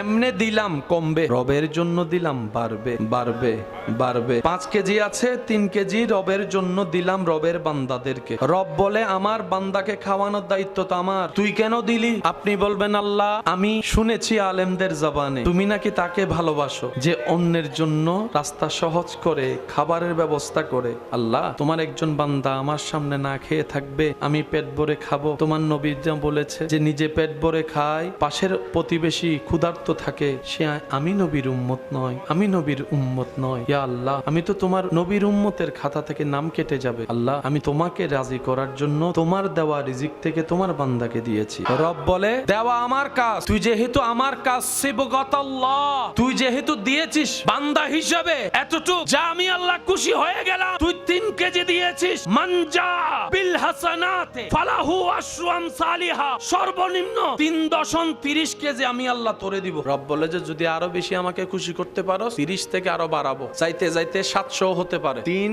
কেজি বিনিময়ে 700 কেজি। আর যদি আরো বেশি খুশি করতে পারো, তাহলে আমি রবের ওয়াদা বেগাইরে হিসাব এমন ভাবে তোকে দান করব, তোর জীবন চলে যাবে, তোর ছেলে মেয়ের জীবন চলে যাবে, তোর নাতিপতির জীবনও চলে যাবে, কিয়ামত পর্যন্ত তোর বংশ দিয়ে আসা দেওয়ার অভাবে থাকবে না, অভাবে থাকবে না, ক্ষুধার্ত থাকবে না। সুবহান। দিলে কমে না বাড়ে? কেড়ে নিলে, সিনাই নিলে, দখল করলে, 2 নাম্বারি করে নিলে, বাটপারি করে নিলে, আল্লাহর অপছন্দনীয় রাস্তা দিয়ে কাজ করে নিলে, আমরা পাওয়া কাকে বলে সেটাও জানার চেষ্টা করি নাই, কমলো কি সেটাও বুঝার চেষ্টা করি নাই। আমরা মনে করলাম কি ওই আল্লাহ পাক বলল যে কমে, কিন্তু তার তো সম্পদ বেড়েছে, তো কমলো কই? আপনার নজর দালানের দিকে, এটা আল্লাহর দেওয়া নিয়ামত নয়। আল্লাহর দেওয়া নিয়ামতের ছোট্ট একটা নিয়ামত হচ্ছে দিলের শান্তি, মনের শান্তি। একটু স্পাই ক্যামেরা দিয়ে চোখ বন্ধ করে খবর নিয়ে দেখেন, টাকার আধিক্যতা আছে, টাকার কোনো অভাব নাই, বিল্ডিং এর অভাব নাই, কিন্তু ওনার কথা ওনার বউ শুনে না, ওনার ছেলে মেয়েও শুনে না। এবার বলেন ফাইসে কি? আর যদি ছেলে মেয়ে কথা না শুনে আপনার আর আছে কি? রাজপ্রাসাদের দাম কি? এগুলো আল্লাহর দেওয়া। আল্লাহ খুশি হলে টাকা দেয় না, আল্লাহ খুশি হলে ঈমান বাড়িয়ে দেয়, আল্লাহ খুশি হলে ইজ্জত বাড়িয়ে দেয়, আল্লাহ খুশি হলে মর্যাদা বাড়িয়ে দেয়, আল্লাহ খুশি হলে সিজদা দেওয়ার তৌফিক বাড়িয়ে দেয়, আল্লাহ খুশি হলে নেক পথের আগ্রহ বাড়িয়ে দেয়, আল্লাহ খুশি হলে হাজার দুশমনের ভিতরও ধৈর্য ধরার ক্ষমতা বাড়িয়ে দেয়। বলেন সুবহান। আল্লাহ এগুলা দেয়। সম্পত্তি যদি আল্লাহ খুশি হলে দেওয়ার অর্থ হয়, তাহলে ফেরাউনের উপর আল্লাহ খুশি হয়েছে এই অর্থ দাঁড়াবে। ফেরাউনের অধিক সম্পত্তি ছিল, কিন্তু রবের খুশি ছিল না। সিদ্দিক আকবরের ঘরে কিচ্ছু নাই, সাই সাই সাই সাই সাই সাই, নবীর প্রেমে সাই পর্যন্ত নিয়ে আসছে। আল্লাহ পাক বলে আবু বকর সিদ্দিক আকবর, আমাদের চিন্তা পাল্টাতে হবে। কেন? নিজে ভালো থাকার জন্য। আত্মীয় স্বজন আছে না নাই? ঘরে মেহমান আসে কি আসে না? অনেক সময় ঘরে মেহমান আসলে আমরা মুখ কালা করে ফেলি, মুখ গোমরা করে ফেলি। শ্রদ্ধার সাথে বলি, মনে রাখবেন মেহমান যখন আসে ওনারা ওনাদের রিজিক নিয়ে আসে। মেহমান যখন আসে ওনারা ওনাদের রিজিক নিয়ে আসে, আপনার রিজিক থেকে নিতে আসেনি, বরং আপনার রিজিকে বাড়াই দিতে আসছে। আমরা এত বোকার বোকা যে আমাদের লাভ করতে আসে তাদেরকে দুশমন মনে করি। যেমন দেখবেন কোন বড় কেউ যদি ছেলে মেয়েদেরকে পড়তে বলে, যেটা তার ভবিষ্যতে কাজে লাগবে, যে পড়তে বলবে সেই আমাদের দুশমন। যে বলবে যে মোবাইল বাদ দে নামাজ পড়, দ্বিতীয় দিন ওর সামনে আর যায় না। যে ভালো চাই আমরা তাদেরকে কেমন জানি পছন্দ করতে পারি না। আর যে বলে যে চল গাছতলায় যাই 2টা টান মারি, ওইটা আমার বন্ধু। আমাদের মতো বোকা, আমাদের মতো গাদা, আমাদের মতো গর্দব সত্যি বলতে আর কেউ নাই। আমরা ভালোটা চিনি না, খারাপটা ভালো করে চিনতেও পারি না। আমরা ভালোকে দুশমন মনে করি, খারাপকে বন্ধু মনে করি, আমরা কল্যাণকে ক্ষতি মনে করি, ক্ষতিকে কল্যাণ মনে করি। সেজন্যই তো ভালো কাজে কাউকে খুঁজে পাওয়া যায় না, খারাপ কাজে সবাই লাইন ধরে বসে থাকে। দুধের মতো নিয়ামত ঘরে গিয়ে বিক্রি করতে হয়, ভাই একটু দুধ নেন, ভাই একটু দুধ নেন, সেখানে আবার হাজার প্রশ্ন। আর সবচাইতে নোংরা মদ, সেটা ওইখানে গিয়ে লাইন ধরে দাঁড়ায় নাকি খেতে হয়। দুধের মতো নিয়ামত গড়ে আনলো খায় না, মা বাবা দিলে সন্তানকে খায় না। এমন অনেক সন্তান আছে দুধ খাইতে পারি না, দুধ খাইতে পারি না, দুধ খাইতে পারি না, ভালো জিনিস আমরা সইতে পারি না। আমাদের সব সিস্টেম গুলা উলট ফালট হয়ে গেছে, এগুলো একটু ঠিক করার দরকার। যদি ঠিক করতে না পারি, কবরও অন্ধকার, আসরও অন্ধকার, আর আফসোস করা ছাড়া কোনো উপায়। মুসা আলাইহিস ইসলামের সময় অনেক দিন বৃষ্টি বন্ধ হয়ে গিয়েছে। তো মুসা নবী তো আল্লাহর সাথে কথা বলতেন, সবাই জানি। সবাই মিলে মুসা নবীকে ধরেছে, ও নবী মুসা, আল্লাহ কেন বৃষ্টি দিচ্ছে না? আমরা তো জানি না, বৃষ্টি না হলে তো ফসল চাষবাস কিচ্ছু হবে, দুর্ভিক্ষ শুরু হয়ে যাবে, আপনি একটু আল্লাহর সাথে কথা বলে দেখেন না। আল্লাহ পাকের দরবারে মুসা নবী গেলেন। আল্লাহ বললেন, মুসা, আমার বান্দাদের ভিতর এমন একজন বান্দা এখানে আছে যে 40টা বছর হয়েছে আমাকে একবার আল্লাহ বলেও ডাকে নাই। ইবাদত তো দূরের কথা, আমাকে একবার আল্লাহ বলেও ডাকে নাই। এমন বান্দা আছে যার কারণে আমি আল্লাহ বৃষ্টি বন্ধ করে দিয়েছি। মুসা নবী এই কথা শুনে জালালি হালতে চলে আসলেন। আসার পরে সবাইকে এক জায়গায় করলেন।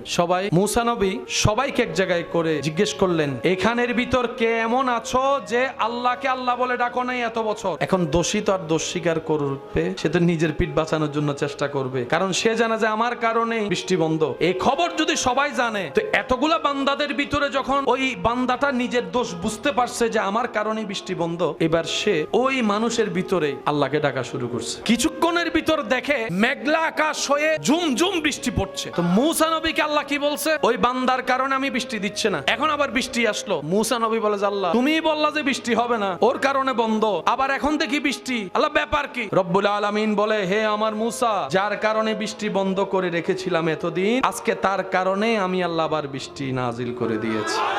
মুসা নবী বলে, আল্লাহ বিষয়টা তো বুঝলাম না। রব বলে যে সে যখন তুমি প্রশ্ন করতেছিলা, সে তখন আমাকে এমন ভাবে আন্তরিকতার সাথে মন থেকে ডাকা শুরু করছে, তার ডাকাটা আমি রবের এমন পছন্দ হয়েছে, আমি তার সব গুনাহ মাফ করে দিয়েছি। সুবহানাল্লাহ। এবার মুসা নবী বলে, আল্লাহ ওই মানুষটার চেহারা আমি একটু দেখতে চাই, ওই মানুষটা কে, আমি একটু চেহারাটা দেখতে চাই। তখন আল্লাহ তাআলা বলে, মুসা, যে এতদিন আমাকে ডাকে না, এত অপরাধ করার পরও তার চেহারা আমি কারো সামনে প্রকাশ হতে দিই নাই, সে বেইজ্জত হবে বলে এতদিন আমি গোপন করে রেখেছি, আজকে কিভাবে প্রকাশ করব বলো? এটা আমার এবং আমার বান্দার ভিতরেই থাক। সুবহানাল্লাহ। মুসা নবীর উম্মতকে যদি আল্লাহ এত ভালোবাসে, আপনি আমি তো নবী রাহমাতুল লিল আলামিনের উম্মত। নবীর উম্মত হওয়ার কারণে আল্লাহ সবকিছুতে আমাদেরকে সহজ করেছেন, হায়াত কমায় দিয়েছেন, সওয়াব বাড়ায় দিয়েছেন। নবী বলে, আল্লাহ আমার উম্মতের হায়াত কম, সারা সওয়াব কেমনে বেশি কামাবে? আল্লাহ পাক বলে, ওরা তো ভিআইপি, নবীর ভিআইপি উম্মত, ওদের রাস্তাও সব হবে ভিআইপি। আপনার উম্মতকে টেনশন করতে মানা করেন। একটা রাত দিয়ে দিলাম, ইন্না আনজালনাহু ফি লাইলাতিল কদরে ওয়া মা আদরাকা মা লাইলাতুল কদরে খায়রুম মিনা। আপনার উম্মতকে বললেন এক রাত, শুধু এক রাত না ঘুমায় একটু ইবাদত করতে। আমি আল্লাহ সুপ্রিম কোর্ট থেকে রায় দিয়ে দিয়েছি ডান কাঁধের ফেরেশতাকে, যে এক রাত জাগবে ইবাদত করবে, সে লেখার সময় লিখবে আমার এই বান্দা এক রাত নয় 1000 মাস লাগাতার ইবাদত করেছে। এই কথা আমরা সবাই জানি, কিন্তু কোরআনের হিকমতের মজাটা দেখেন। ঘটনা ঘটতেছে কি দিনে না রাতে? ঘটনা আল্লাহ নিয়ামত দিতেছে দিনে না রাতে? লাইলাতুল কদর, কদরের এবার 24 ঘন্টার ভিতর কি কি আছেন দেখেন। ভোর, সকাল, মধ্যাহ্ন, দুপুর, বিকাল, সন্ধ্যা, রাত, গভীর রাত, সবগুলা মিলে একটা দিন। সন্ধ্যার ভিতরে সকাল নাই, সকালের ভিতর দুপুর নাই, কিন্তু যখন বলবেন একদিন, সব আছে। আল্লাহ পাক বলছেন, হাবিব আপনার উম্মতকে লাইলাতুল কদরের রাতে ইবাদত করতে বলেন, আমি আল্লাহ 1000 মাসের সওয়াবের ব্যবস্থা করে দিব। তো এতগুলা মিলে একটা দিন হয়, 7টা দিন একটা সপ্তাহ হয়, 29-30 দিনে একটা মাস হয়, 12টা মাসে একটা বছর হয়। তো আল্লাহ পাক বলছে 1000 মাস, তার মানে কি আপনি ইবাদত করছেন রাতে, আমলনামায় লেখা হবে আপনি আমি 1000 মাস 24 ঘন্টা লাগাতার ইবাদত করেছি। আল্লাহ এটা বলে নাই 1000 মাসের রাত, না 1000 মাসের ইবাদত। এবার 1000 মাসের ভিতর সপ্তাহ আছে না নাই? মাস আছে না নাই? সকাল, দুপুর, বিকাল, সন্ধ্যা, রাত, গভীর রাত, 24 ঘন্টা আছে। 24 ঘন্টার হিসাবে 1000 মাসের সওয়াব আল্লাহ পাক বলে দিব নাই বা কেন? তোমরা তো আমার হাবিবুল্লাহ নবী রাহমাতুল লিল আলামিনের উম্মত, কুনতুম খায়রা উম্মত। আল্লাহ তাআলা আমাদের সবাইকে নবীর আদর্শ নিয়ে চলার তৌফিক দান করুন। কারবালার ময়দান থেকে আলে রাসূল, আওলাদে রাসূল ইমাম জয়নুল আবেদিন ফেরত এসেছেন। দীর্ঘদিন যাওয়ার পরে এজিদ বাহিনীর একজন সদস্য যে কারবালাতে ইমাম হুসাইনের বিপক্ষে ছিল, সে নিজের জান বাঁচানোর জন্য মদিনা শরীফের মধ্যে চলে আসে। এখন থাকবে কোথায়? আপন বলতে কেউ নাই। মদিনাবাসী বললেন, এমন একটা ঘর আছে যেখানে তুমি মেহমান হলে মেহমানদারির কোনো কমতি হবে না। উনি জিজ্ঞেস করলেন, ঘরটা কার? বলে যে চলো তো আগে, তারপরে দেখা যাবে, যেখানে তুমি ইচ্ছা মতো থাকতেও পারবা, ইচ্ছা মতো মতো খাবার খেতেও পারবা, টাইমের কোনো হিসাব নাই, মেহমানদারি চলবে। পথে যেতে যেতে জিজ্ঞেস করলেন কার ঘরের কথা বলছো, তখন উনি বললেন, মদিনাবাসী বললেন উনি হচ্ছেন ইমাম হুসাইনের সন্তান ইমাম জয়নুল আবেদিন। সুবহানাল্লাহ। তো মানুষ যখন ঠেকায় পড়ে, কথাই আছে চাচাকেও বাপ ডাকতে হয়। মানুষ যখন নিরুপায় হয় তখন অনেক কিছু বাধ্য হয়ে মেনে নিতে হয় মন না চাইলেও। এখন সেই ব্যক্তি তো মনে মনে জানে আমি তো কারবালায় ওনার বাবার বিপক্ষে ছিলাম, উনি তো মনে মনে জানে ওই ব্যক্তি যদি ইমাম জয়নুল আবেদিন যদি আজকে জানতে পারে আমি ইমাম হোসাইনের বিপক্ষে ছিলাম, তাহলে যেই মৃত্যু থেকে বাঁচার জন্য আমি পালিয়ে এখানে আসলাম, এখানে তো উনি আমার গর্দান কেটে ফেলবে। হিসাব তো একই, কিন্তু উপায় তো নাই। না উপায় হয়ে নিরুপায় হয়ে ওনার ঘরে গেলেন। ওনার ঘরে যাওয়ার পর ইমাম জয়নুল আবেদিন নিজের বিছানা ছেড়ে দিয়েছেন ওনাকে ঘুম পাড়ানোর জন্য।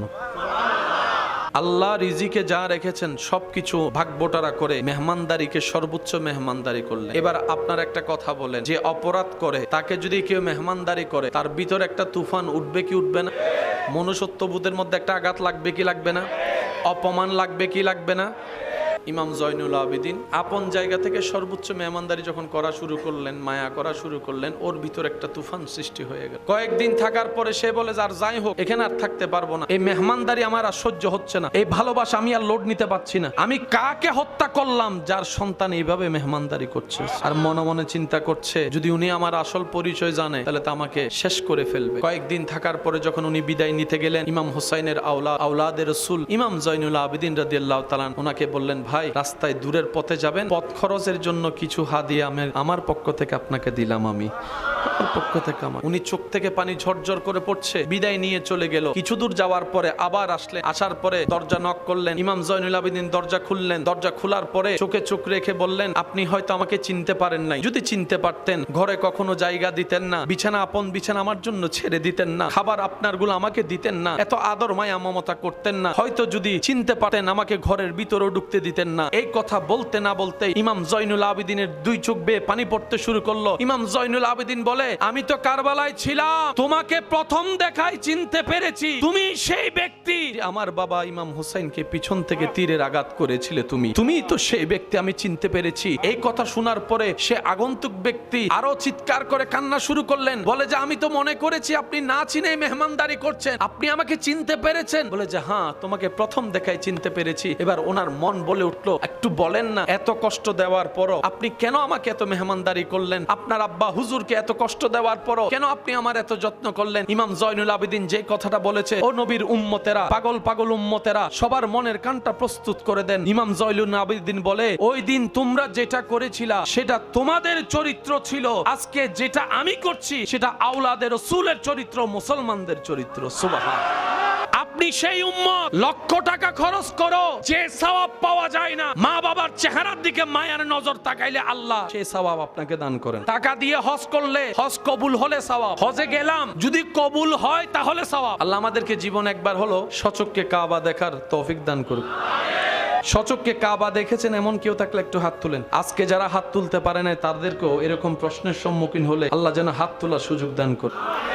আল্লাহর ঘরকে যেন সামনে নিয়ে ইহরাম পরে বলতে পারে, লব্বাইক আল্লাহুম্মা লব্বাইক, লব্বাইক লা শারীকা লাক লব্বাইক, ইন্নাল হামদা ওয়ান নি'মাতা লাক ওয়াল মুলক লা শারীকা লাক, লব্বাইক আল্লাহুম্মা লব্বাইক, লব্বাইক লা শারীকা লাক লব্বাইক, ইন্নাল হামদা ওয়ান নি'মাতা লাকাওয়াল মুলক লা শারীকা লাক। দেখি শেষবারের মতো সবাই ফুল ভলিউমের আওয়াজে, লব্বাইক আল্লাহুম্মা লব্বাইক, লব্বাইক লা শারীকা লাক লব্বাইক, ইন্নাল হামদা ওয়ান নি'মাতা লাকাওয়াল মুলক। কবুল হলে সওয়াব, যদি কবুল না হয়, কিন্তু নবী এমন সহজ করেছেন আমাদের জন্য, মা বাবার চেহারা দেখলে কবুল হয়েছে এমন সওয়াব। জীবন চলার পথে কখনো যদি দেখেন কেউ আপনার কাছে সাহায্যের জন্য আসছে, সে যেই হোক, সে যদি মিথ্যা বলে নেয় হাসরের ময়দানে সে আল্লাহকে জবাবদিহি করবে, সেটা তার ব্যাপার, কিন্তু আপনার আমার দায়িত্ব। কেউ যদি আপনার কাছে বিপদে পড়ে আসে, আপনি মনে করবেন সে আসেনি, বান্দার তো কোনো অভাব নাই, তার এতগুলা বান্দার ভিতরে আপনার কাছে আসলো কেন? রব্বুল আলামিন তাকে আপনার কাছে পাঠিয়েছে, সে আসেনি, মানুষ অনেক আছে, আপনার কাছে কেন আসলো? রব চাচ্ছেন আপনি তাকে আল্লাহর দেওয়া নিয়ামত থেকে, রিজিক থেকে কিছু দেন। কেন আল্লাহ আমার কাছে কেন পাঠালা? রব বলে যে আমি তোকে আরো বাড়াই দিতে চাচ্ছি, তো আমি তোকে আরো বাড়াই দিতে চাচ্ছি, সেজন্য আমার অভাবী বান্দাকে তোর কাছে পাঠালাম, তুই তাকে দিবি, সেই উসিলায় আমি আল্লাহ যেন তোকে আরো বাড়াই দিতে পারি। সুবহান।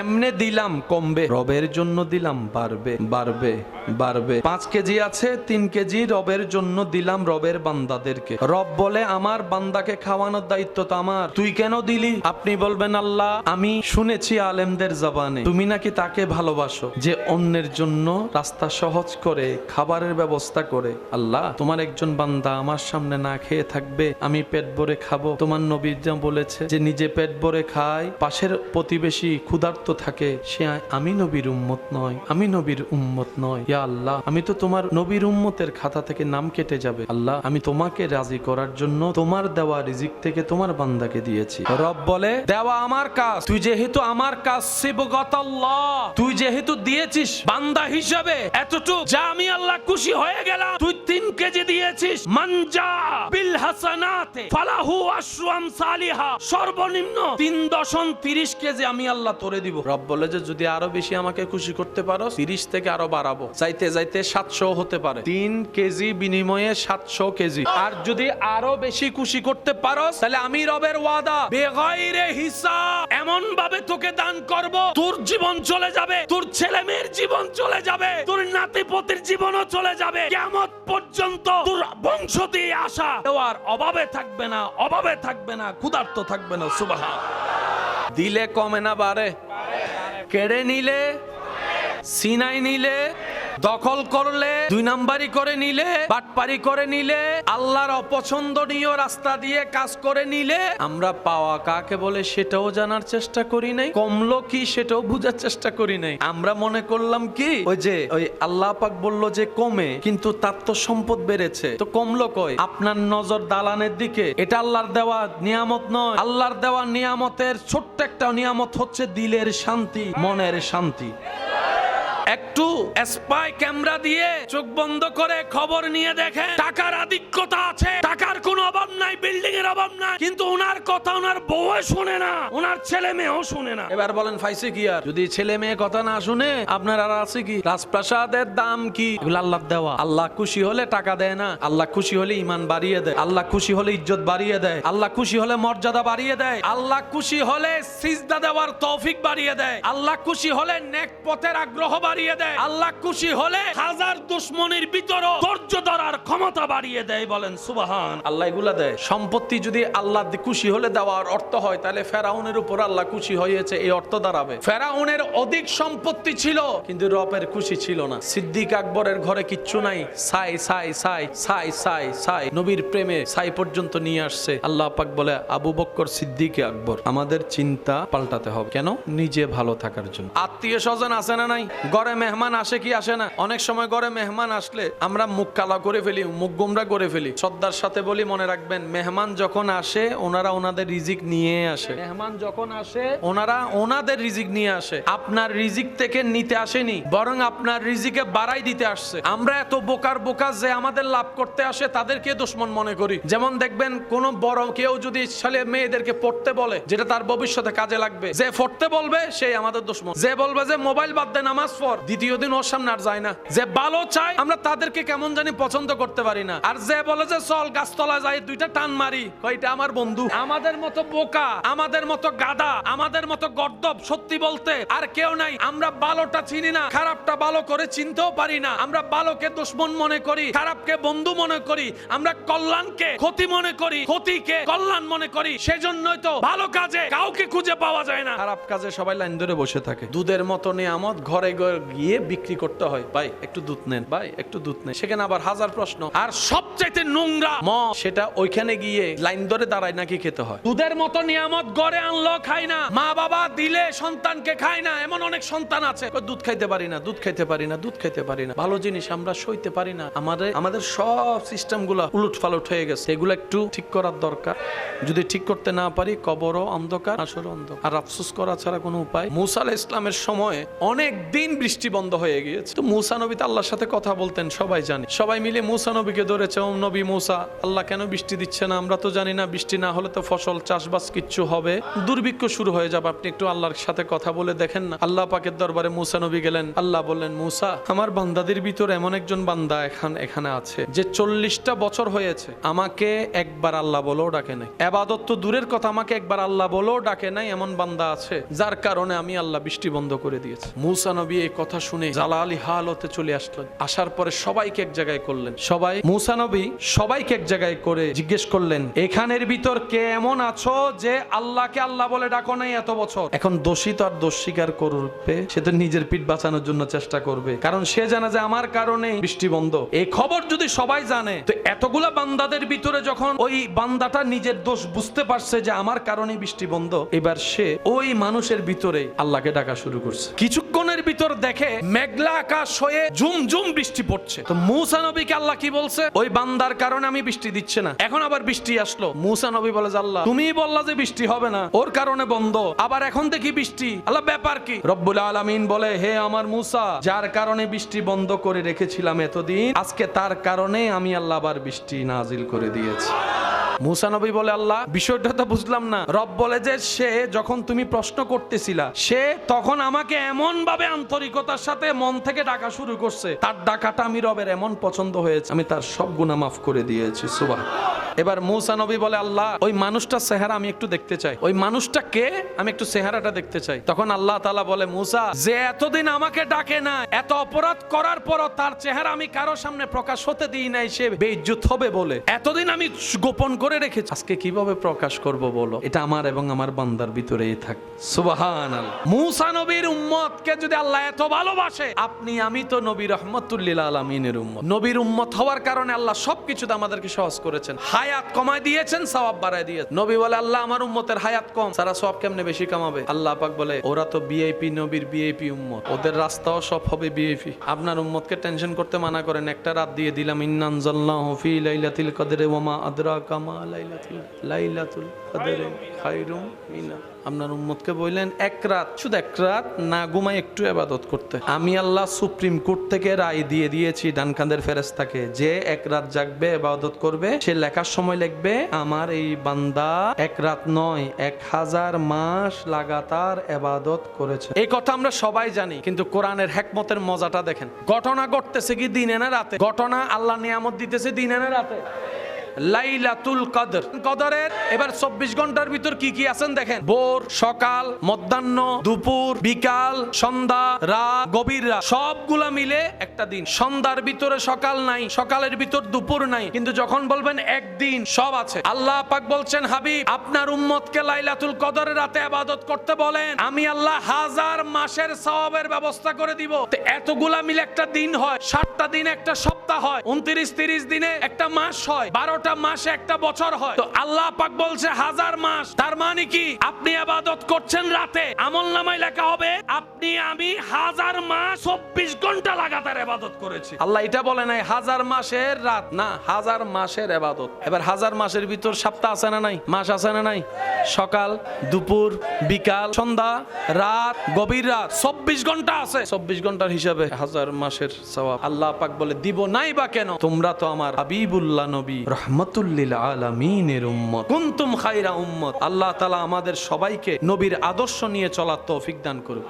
কারবালার ময়দান থেকে আলে রাসূল, আওলাদে রাসূল ইমাম জয়নুল আবেদিন ফেরত এসেছেন। দীর্ঘদিন যাওয়ার পরে এজিদ বাহিনীর একজন সদস্য যে কারবালাতে ইমাম হুসাইনের বিপক্ষে ছিল, সে নিজের জান বাঁচানোর জন্য মদিনা শরীফের মধ্যে চলে আসে। এখন থাকবে কোথায়? আপন বলতে কেউ নাই। মদিনাবাসী বললেন, এমন একটা ঘর আছে যেখানে তুমি মেহমান হলে মেহমানদারির কোনো কমতি হবে না। উনি জিজ্ঞেস করলেন, ঘরটা কার? বলে যে চলো তো আগে, তারপরে দেখা যাবে, যেখানে তুমি ইচ্ছা মতো থাকতেও পারবা, ইচ্ছা মতো খাবার খেতেও পারবা, টাইমের কোনো হিসাব নাই, মেহমানদারি চলবে। পথে যেতে যেতে জিজ্ঞেস করলেন কার ঘরের কথা বলছো? তখন উনি বললেন, মদিনাবাসী বললেন উনি হচ্ছেন ইমাম হুসাইনের সন্তান ইমাম জয়নুল আবেদিন। সুবহানাল্লাহ।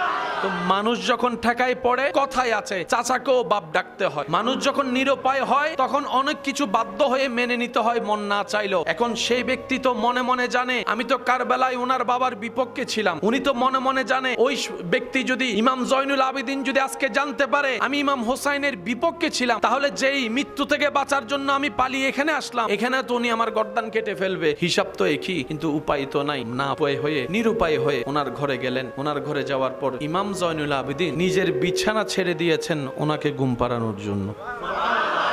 আল্লাহ রিজিকে যা রেখেছেন সবকিছু ভাগবটারা করে মেহমানদারিকে সর্বোচ্চ মেহমানদারি করলেন। এবার আপনার একটা কথা বলেন, যে অপরাধ করে তাকে যদি কেউ মেহমানদারি করে তার ভিতরে একটা তুফান উঠবে কি উঠবে না?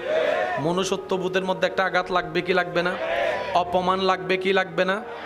ইমাম জয়নুল আবেদিন আপন জায়গা থেকে সর্বোচ্চ মেহমানদারি যখন করা শুরু করলেন, মায়া করা শুরু করলেন, ওর ভিতর একটা তুফান সৃষ্টি হয়ে গেল। কয়েকদিন থাকার পরে সে বলে আর যাই হোক এখানে আর থাকতে পারবো না, এই মেহমানদারি আমার আর সহ্য হচ্ছে না, এই ভালোবাসা আমি আর লোড নিতে পারছি না, আমি কাকে হত্যা করলাম যার সন্তান এইভাবে মেহমানদারি করছে। আর মনে মনে চিন্তা করছে যদি উনি আমার আসল পরিচয় জানে তাহলে তো আমাকে শেষ করে ফেলবে। কয়েকদিন থাকার পরে যখন উনি বিদায় নিতে গেলেন, ইমাম হুসাইনের আওলাদের রাসূল ইমাম জয়নুল আবেদিন রাদিয়াল্লাহু তাআলা ওনাকে বললেন, ভাই রাস্তায় দূরের পথে যাবেন, পথ খরচের জন্য কিছু হাদিয়া আমার পক্ষ থেকে আপনাকে দিলাম, আমি আমার পক্ষ থেকে আমার। উনি চোখ থেকে পানি ঝরঝর করে পড়ছে, বিদায় নিয়ে চলে গেল। কিছু দূর যাওয়ার পরে আবার আসলেন, আসার পরে দরজা নক করলেন। ইমাম জয়নুল আবেদিন দরজা খুললেন। দরজা খোলার পরে চোখে চোখ রেখে বললেন, আপনি হয়তো আমাকে চিনতে পারেন নাই, যদি চিনতে পারতেন ঘরে কখনো জায়গা দিতেন না, বিছানা আপন বিছানা আমার জন্য ছেড়ে দিতেন না, খাবার আপনার গুলো আমাকে দিতেন না, এত আদর মায়া মমতা করতেন না, হয়তো যদি চিনতে পারতেন আমাকে ঘরের ভিতরেও ঢুকতে দিতেন না। এই কথা বলতে না বলতে ইমাম জয়নুল আবেদিনের দুই চোখ বেয়ে পানি পড়তে শুরু করলো। ইমাম জয়নুল আবেদিন বলে, আমি তো কারবালায় ছিলাম, তোমাকে প্রথম দেখায় চিনতে পেরেছি, তুমি সেই ব্যক্তি আমার বাবা ইমাম হুসাইনকে পিছন থেকে তীরের আঘাত করেছিলে, তুমি তো সেই ব্যক্তি, আমি চিনতে পেরেছি। এই কথা শোনার পরে সে আগন্তুক ব্যক্তি আরো চিৎকার করে কান্না শুরু করলেন, বলে যে আমি তো মনে করেছি আপনি না চিনে মেহমানদারি করছেন, আপনি আমাকে চিনতে পেরেছেন? বলে যে হ্যাঁ, তোমাকে প্রথম দেখায় চিনতে পেরেছি। এবার ওনার মন বলে উঠলো, একটু বলেন না, এত কষ্ট দেওয়ার পরও আপনি কেন আমাকে এত মেহমানদারি করলেন? আপনার আব্বা হুজুরকে এত কষ্ট দেওয়ার পরও কেন আপনি আমার এত যত্ন করলেন? ইমাম জয়নুল আবেদিন যে কথাটা বলেছে, ও নবীর উম্মতেরা, পাগল উম্মতেরা, সবার মনের কানটা প্রস্তুত করে দেন। ইমাম জয়নুল আবেদিন বলে, ওই দিন তোমরা যেটা করেছিলা সেটা তোমাদের চরিত্র ছিল, আজকে যেটা আমি করছি সেটা আওলাদের রাসূলের চরিত্র, মুসলমানদের চরিত্র। সুবহানাল্লাহ। আপনি সেই উম্মত, লক্ষ টাকা খরচ করো, যে সওয়াব পাওয়া যায় না, মা বাবার চেহারার দিকে মায়ার নজর তাকাইলে আল্লাহ সেই সওয়াব আপনাকে দান করেন। টাকা দিয়ে হজ করলে হজ কবুল হলে সওয়াব, হজে গেলাম যদি কবুল হয় তাহলে সওয়াব। আল্লাহ আমাদেরকে জীবন একবার হলো সচক্ষে কাবা দেখার তৌফিক দান করুন। সচক্ষে কাবা দেখেছেন এমন কেউ থাকলে একটু হাত তুলেন। আজকে যারা হাত তুলতে পারে না তাদেরকেও এরকম প্রশ্নের সম্মুখীন হলে আল্লাহ যেন হাত তোলার সুযোগ দান করুন। আল্লাহর ঘরকে যেন সামনে নিয়ে ইহরাম পরে বলতে পারে, লব্বাইক আল্লাহুম্মা লব্বাইক, লব্বাইক লা শারীকা লাক লব্বাইক, ইন্নাল হামদা ওয়ান নি'মাতা লাক ওয়াল মুলক লা শারীকা লাক, লব্বাইক আল্লাহুম্মা লব্বাইক, লব্বাইক লা শারীকা লাক লব্বাইক, ইন্নাল হামদা ওয়ান নি'মাতা লাকা ওয়াল মুলক লা শারীকা লাক।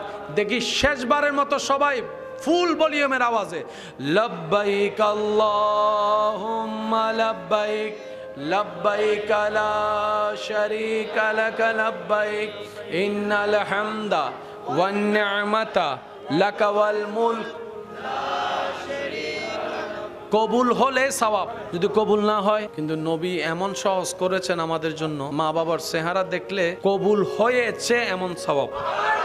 জীবন চলার পথে কখনো যদি দেখেন কেউ আপনার কাছে সাহায্যের জন্য আসছে, সে যেই হোক, সে যদি মিথ্যা বলে নেয় হাসরের ময়দানে সে আল্লাহকে জবাবদিহি করবে, সেটা তার ব্যাপার, কিন্তু আপনার আমার দায়িত্ব। কেউ যদি আপনার কাছে বিপদে পড়ে আসে, আপনি মনে করবেন সে আসেনি, বান্দার তো কোনো অভাব নাই, তার এতগুলা বান্দার ভিতর আপনার কাছে আসলো কেন? রব্বুল আলামিন তাকে আপনার কাছে পাঠিয়েছে, সে আসেনি। মানুষ অনেক আছে, আপনার কাছে কেন আসলো? রব চাচ্ছেন আপনি তাকে আল্লাহর দেওয়া নিয়ামত থেকে, রিজিক থেকে কিছু দেন। কেন আল্লাহ আমার কাছে কেন পাঠালা? রব বলে যে আমি তোকে আরো বাড়াই দিতে চাচ্ছি, তো আমি তোকে আরো বাড়াই দিতে চাচ্ছি, সেজন্য আমার অভাবী বান্দাকে তোর কাছে পাঠালাম, তুই তাকে দিবি, সেই উসিলায় আমি আল্লাহ যেন তোকে আরো বাড়াই দিতে পারি। সুবহান। এমনে দিলাম কমবে, রবের জন্য দিলাম বাড়বে বাড়বে বাড়বে। 5 কেজি আছে, 3 কেজি রবের জন্য দিলাম রবের বান্দাদেরকে। রব বলে আমার বান্দাকে খাওয়ানোর দায়িত্ব তো আমার, তুই কেন দিলি? আপনি বলবেন আল্লাহ আমি শুনেছি আলেমদের জবানে তুমি নাকি তাকে ভালোবাসো যে অন্যের জন্য রাস্তা সহজ করে খাবারের ব্যবস্থা করে। আল্লাহ তোমার একজন বান্দা আমার সামনে না খেয়ে থাকবে, আমি পেট ভরে খাবো। তোমার নবী যা বলেছে যে নিজে পেট ভরে খায়, পাশের প্রতিবেশী ক্ষুধার্ত থাকে, সে আমি নবীর উম্মত নয়, আমি নবীর উম্মত নয়। ইয়া আল্লাহ আমি তো তোমার নবীর উম্মতের খাতা থেকে নাম কেটে যাবে। আল্লাহ আমি তোমাকে রাজি করার জন্য তোমার দেওয়া রিজিক থেকে তোমার বান্দাকে দিয়েছি। রব বলে দেওয়া আমার কাজ, তুই যেহেতু আমার কাজ সিবগাতাল্লাহ, তুই যেহেতু দিয়েছিস বান্দা হিসাবে এতটুকু, যা আমি আল্লাহ খুশি হয়ে গেলাম। তুই 3 কেজি দিয়েছিস, মানজা বিল হাসানাতে ফালাহু আশরু আমসালিহা, সর্বনিম্ন 3.30 কেজি আমি আল্লাহ তোরে দিব। রব বলে যে যদি আরো বেশি আমাকে খুশি করতে পারো, 30 থেকে আরো বাড়াবো, চাইতে যাইতে 700 হতে পারে। 3 কেজি বিনিময়ে 700 কেজি। আর যদি আরো বেশি খুশি করতে পারো, তাহলে আমি রবের ওয়াদা বেগাইরে হিসাব এমন ভাবে তোকে দান করব, তোর জীবন চলে যাবে, তোর ছেলে মেয়ের জীবন চলে যাবে, তোর নাতিপতির জীবনও চলে যাবে, কিয়ামত পর্যন্ত তোর বংশ দিয়ে আসা দেওয়ার অভাবে থাকবে না, অভাবে থাকবে না, ক্ষুধার্ত থাকবে না। সুবহান। দিলে কমে না বাড়ে? কেড়ে নিলে, সিনাই নিলে, দখল করলে, 2 নাম্বারি করে নিলে, বাটপারি করে নিলে, আল্লাহর অপছন্দনীয় রাস্তা দিয়ে কাজ করে নিলে, আমরা পাওয়া কাকে বলে সেটাও জানার চেষ্টা করি নাই, কমলো কি সেটাও বুঝার চেষ্টা করি নাই। আমরা মনে করলাম কি ওই আল্লাহ পাক বলল যে কমে, কিন্তু তার তো সম্পদ বেড়েছে, তো কমলো কই? আপনার নজর দালানের দিকে, এটা আল্লাহর দেওয়া নিয়ামত নয়। আল্লাহর দেওয়া নিয়ামতের ছোট্ট একটা নিয়ামত হচ্ছে দিলের শান্তি, মনের শান্তি।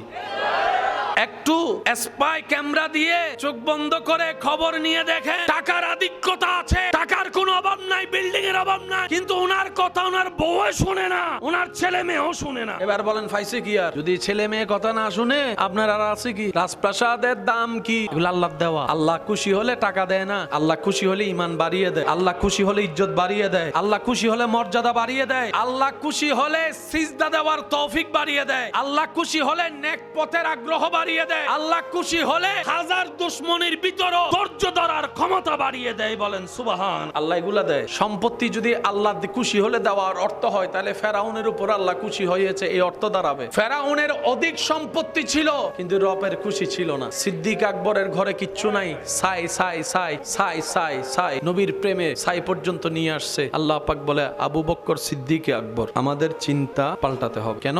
নিজে ভালো থাকার জন্য। আত্মীয় স্বজন আছে না নাই?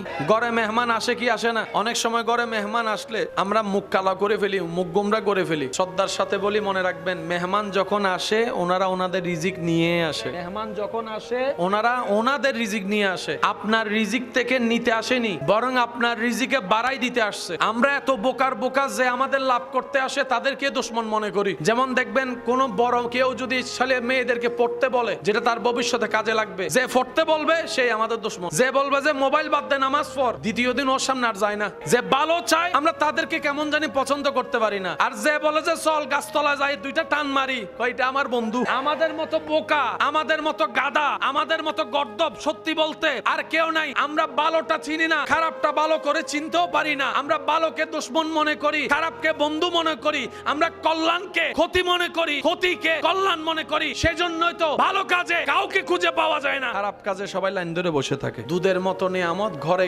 গিয়ে বিক্রি করতে হয়, ভাই একটু দুধ নেন, ভাই একটু দুধ নেন, সেখানে আবার হাজার প্রশ্ন। আর সবচাইতে নোংরা মদ, সেটা ওইখানে গিয়ে লাইন ধরে দাঁড়ায় নাকি খেতে হয়। দুধের মতো নিয়ামত গড়ে আনলো খাই না, মা বাবা দিলে সন্তানকে খায় না, এমন অনেক সন্তান আছে দুধ খাইতে পারি না, দুধ খাইতে পারি না, দুধ খাইতে পারি না, ভালো জিনিস আমরা সইতে পারি না।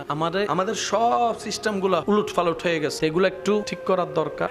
যদি ঠিক করতে না পারি কবরও অন্ধকার, আসরও অন্ধকার, আর আফসোস করা ছাড়া কোনো উপায়। মুসা আলাইহিস সালামের সময়ে অনেক দিন বৃষ্টি বন্ধ হয়ে গিয়েছে। তো মুসা নবী তো আল্লাহর সাথে কথা বলতেন, সবাই জানে। সবাই মিলে মুসা নবীকে ধরেছে, ও নবী মুসা, আল্লাহ কেন বৃষ্টি দিচ্ছে না? আমরা তো জানি না, বৃষ্টি না হলে তো ফসল চাষবাস কিচ্ছু হবে, দুর্ভিক্ষ শুরু হয়ে যাবে, আপনি একটু আল্লাহর সাথে কথা বলে দেখেন না। আল্লাহ পাকের দরবারে মুসা নবী গেলেন। আল্লাহ বললেন, মুসা, আমার বান্দাদের ভিতরে এমন একজন বান্দা এখানে আছে যে 40টা বছর হয়েছে আমাকে একবার আল্লাহ বলেও ডাকে নাই, ইবাদত তো দূরের কথা, আমাকে একবার আল্লাহ বলেও ডাকে নাই, এমন বান্দা আছে যার কারণে আমি আল্লাহ বৃষ্টি বন্ধ করে দিয়েছি। মুসা নবী এই কথা শুনে জালালি হালতে চলে আসলেন। আসার পরে সবাইকে এক জায়গায় করলেন।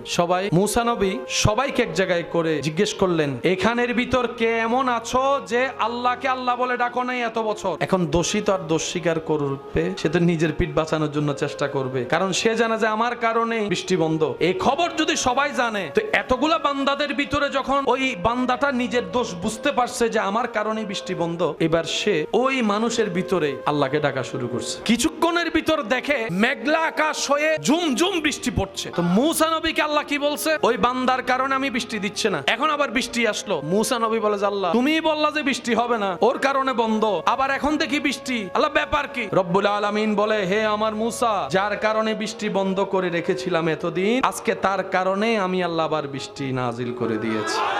মুসা নবী বলে, আল্লাহ বিষয়টা তো বুঝলাম না। রব বলে যে সে যখন তুমি প্রশ্ন করতেছিলা, সে তখন আমাকে এমন ভাবে আন্তরিকতার সাথে মন থেকে ডাকা শুরু করছে, তার ডাকাটা আমি রবের এমন পছন্দ হয়েছে, আমি তার সব গুনাহ মাফ করে দিয়েছি। সুবহানাল্লাহ। এবার মুসা নবী বলে, আল্লাহ ওই মানুষটার চেহারা আমি একটু দেখতে চাই, ওই মানুষটা কে, আমি একটু চেহারাটা দেখতে চাই। তখন আল্লাহ তাআলা বলে, মুসা, যে এতদিন আমাকে ডাকে না, এত অপরাধ করার পরও তার চেহারা আমি কারো সামনে প্রকাশ হতে দিই নাই, সে বেইজ্জত হবে বলে এতদিন আমি গোপন করে রেখেছি, আজকে কিভাবে প্রকাশ করব বলো? এটা আমার এবং আমার বান্দার ভিতরেই থাক। সুবহানাল্লাহ। মুসা নবীর উম্মতকে যদি আল্লাহ এত ভালোবাসে, আপনি আমি তো নবী রাহমাতুল লিল আলামিনের উম্মত। নবীর উম্মত হওয়ার কারণে আল্লাহ সবকিছুতে আমাদেরকে সহজ করেছেন, হায়াত কমায় দিয়েছেন, সওয়াব বাড়ায় দিয়েছেন। নবী বলে, আল্লাহ আমার উম্মতের হায়াত কম, সারা সওয়াব কেমনে বেশি কামাবে? আল্লাহ পাক বলে, ওরা তো ভিআইপি, নবীর ভিআইপি উম্মত, ওদের রাস্তাও সব হবে ভিআইপি। আপনার উম্মতকে টেনশন করতে মানা করেন। একটা রাত দিয়ে দিলাম, ইন্না আনজালনাহু ফি লাইলাতিল কদরি ওয়া মা আদরাকা মা লাইলাতুল কদরি খায়রুম মিনা। আপনার উম্মতকে বললেন এক রাত, শুধু এক রাত না ঘুমাই একটু ইবাদত করতে। আমি আল্লাহ সুপ্রিম কোর্ট থেকে রায় দিয়ে দিয়েছি ডান কাঁধের ফেরেশতাকে, যে এক রাত জাগবে ইবাদত করবে, সে লেখার সময় লিখবে আমার এই বান্দা এক রাত নয় 1000 মাস লাগাতার ইবাদত করেছে। এই কথা আমরা সবাই জানি, কিন্তু কোরআনের হিকমতের মজাটা দেখেন। ঘটনা ঘটতেছে কি দিনে না রাতে? ঘটনা আল্লাহ নিয়ামত দিতেছে দিনে না রাতে? লাইলাতুল কদর, কদরের এবার 24 ঘন্টার ভিতর কি কি আছেন দেখেন। ভোর, সকাল, মধ্যাহ্ন, দুপুর, বিকাল, সন্ধ্যা, রাত, গভীর রাত, সবগুলা মিলে একটা দিন। সন্ধ্যার ভিতরে সকাল নাই, সকালের ভিতর দুপুর নাই, কিন্তু যখন বলবেন একদিন, সব আছে। আল্লাহ পাক বলছেন, হাবিব আপনার উম্মতকে লাইলাতুল কদরের রাতে ইবাদত করতে বলেন, আমি আল্লাহ 1000 মাসের সওয়াবের ব্যবস্থা করে দিব। তো এতগুলা মিলে একটা দিন হয়, 60টা দিন একটা সপ্তাহ হয়, 29-30 দিনে একটা মাস হয়, 12টা মাসে একটা বছর হয়। তো আল্লাহ পাক বলছে 1000 মাস, তার মানে কি আপনি ইবাদত করছেন রাতে, আমলনামায় লেখা হবে আপনি আমি 1000 মাস 24 ঘন্টা লাগাতার ইবাদত করেছি। আল্লাহ এটা বলে নাই 1000 মাসের রাত, না 1000 মাসের ইবাদত। এবার 1000 মাসের ভিতর সপ্তাহ আছে না নাই, মাস আছে না নাই? সকাল, দুপুর, বিকাল, সন্ধ্যা, রাত, গভীর রাত, 24 ঘন্টা আছে। 24 ঘন্টার হিসাবে 1000 মাসের সওয়াব। আল্লাহ পাক বলে, দিব নাই বা কেন? তোমরা তো আমার হাবিবুল্লাহ নবী রাহমাতুল লিল আলামিনের উম্মত, কুনতুম খায়রা উম্মত। আল্লাহ তাআলা আমাদের সবাইকে নবীর আদর্শ নিয়ে চলার তৌফিক দান করুন।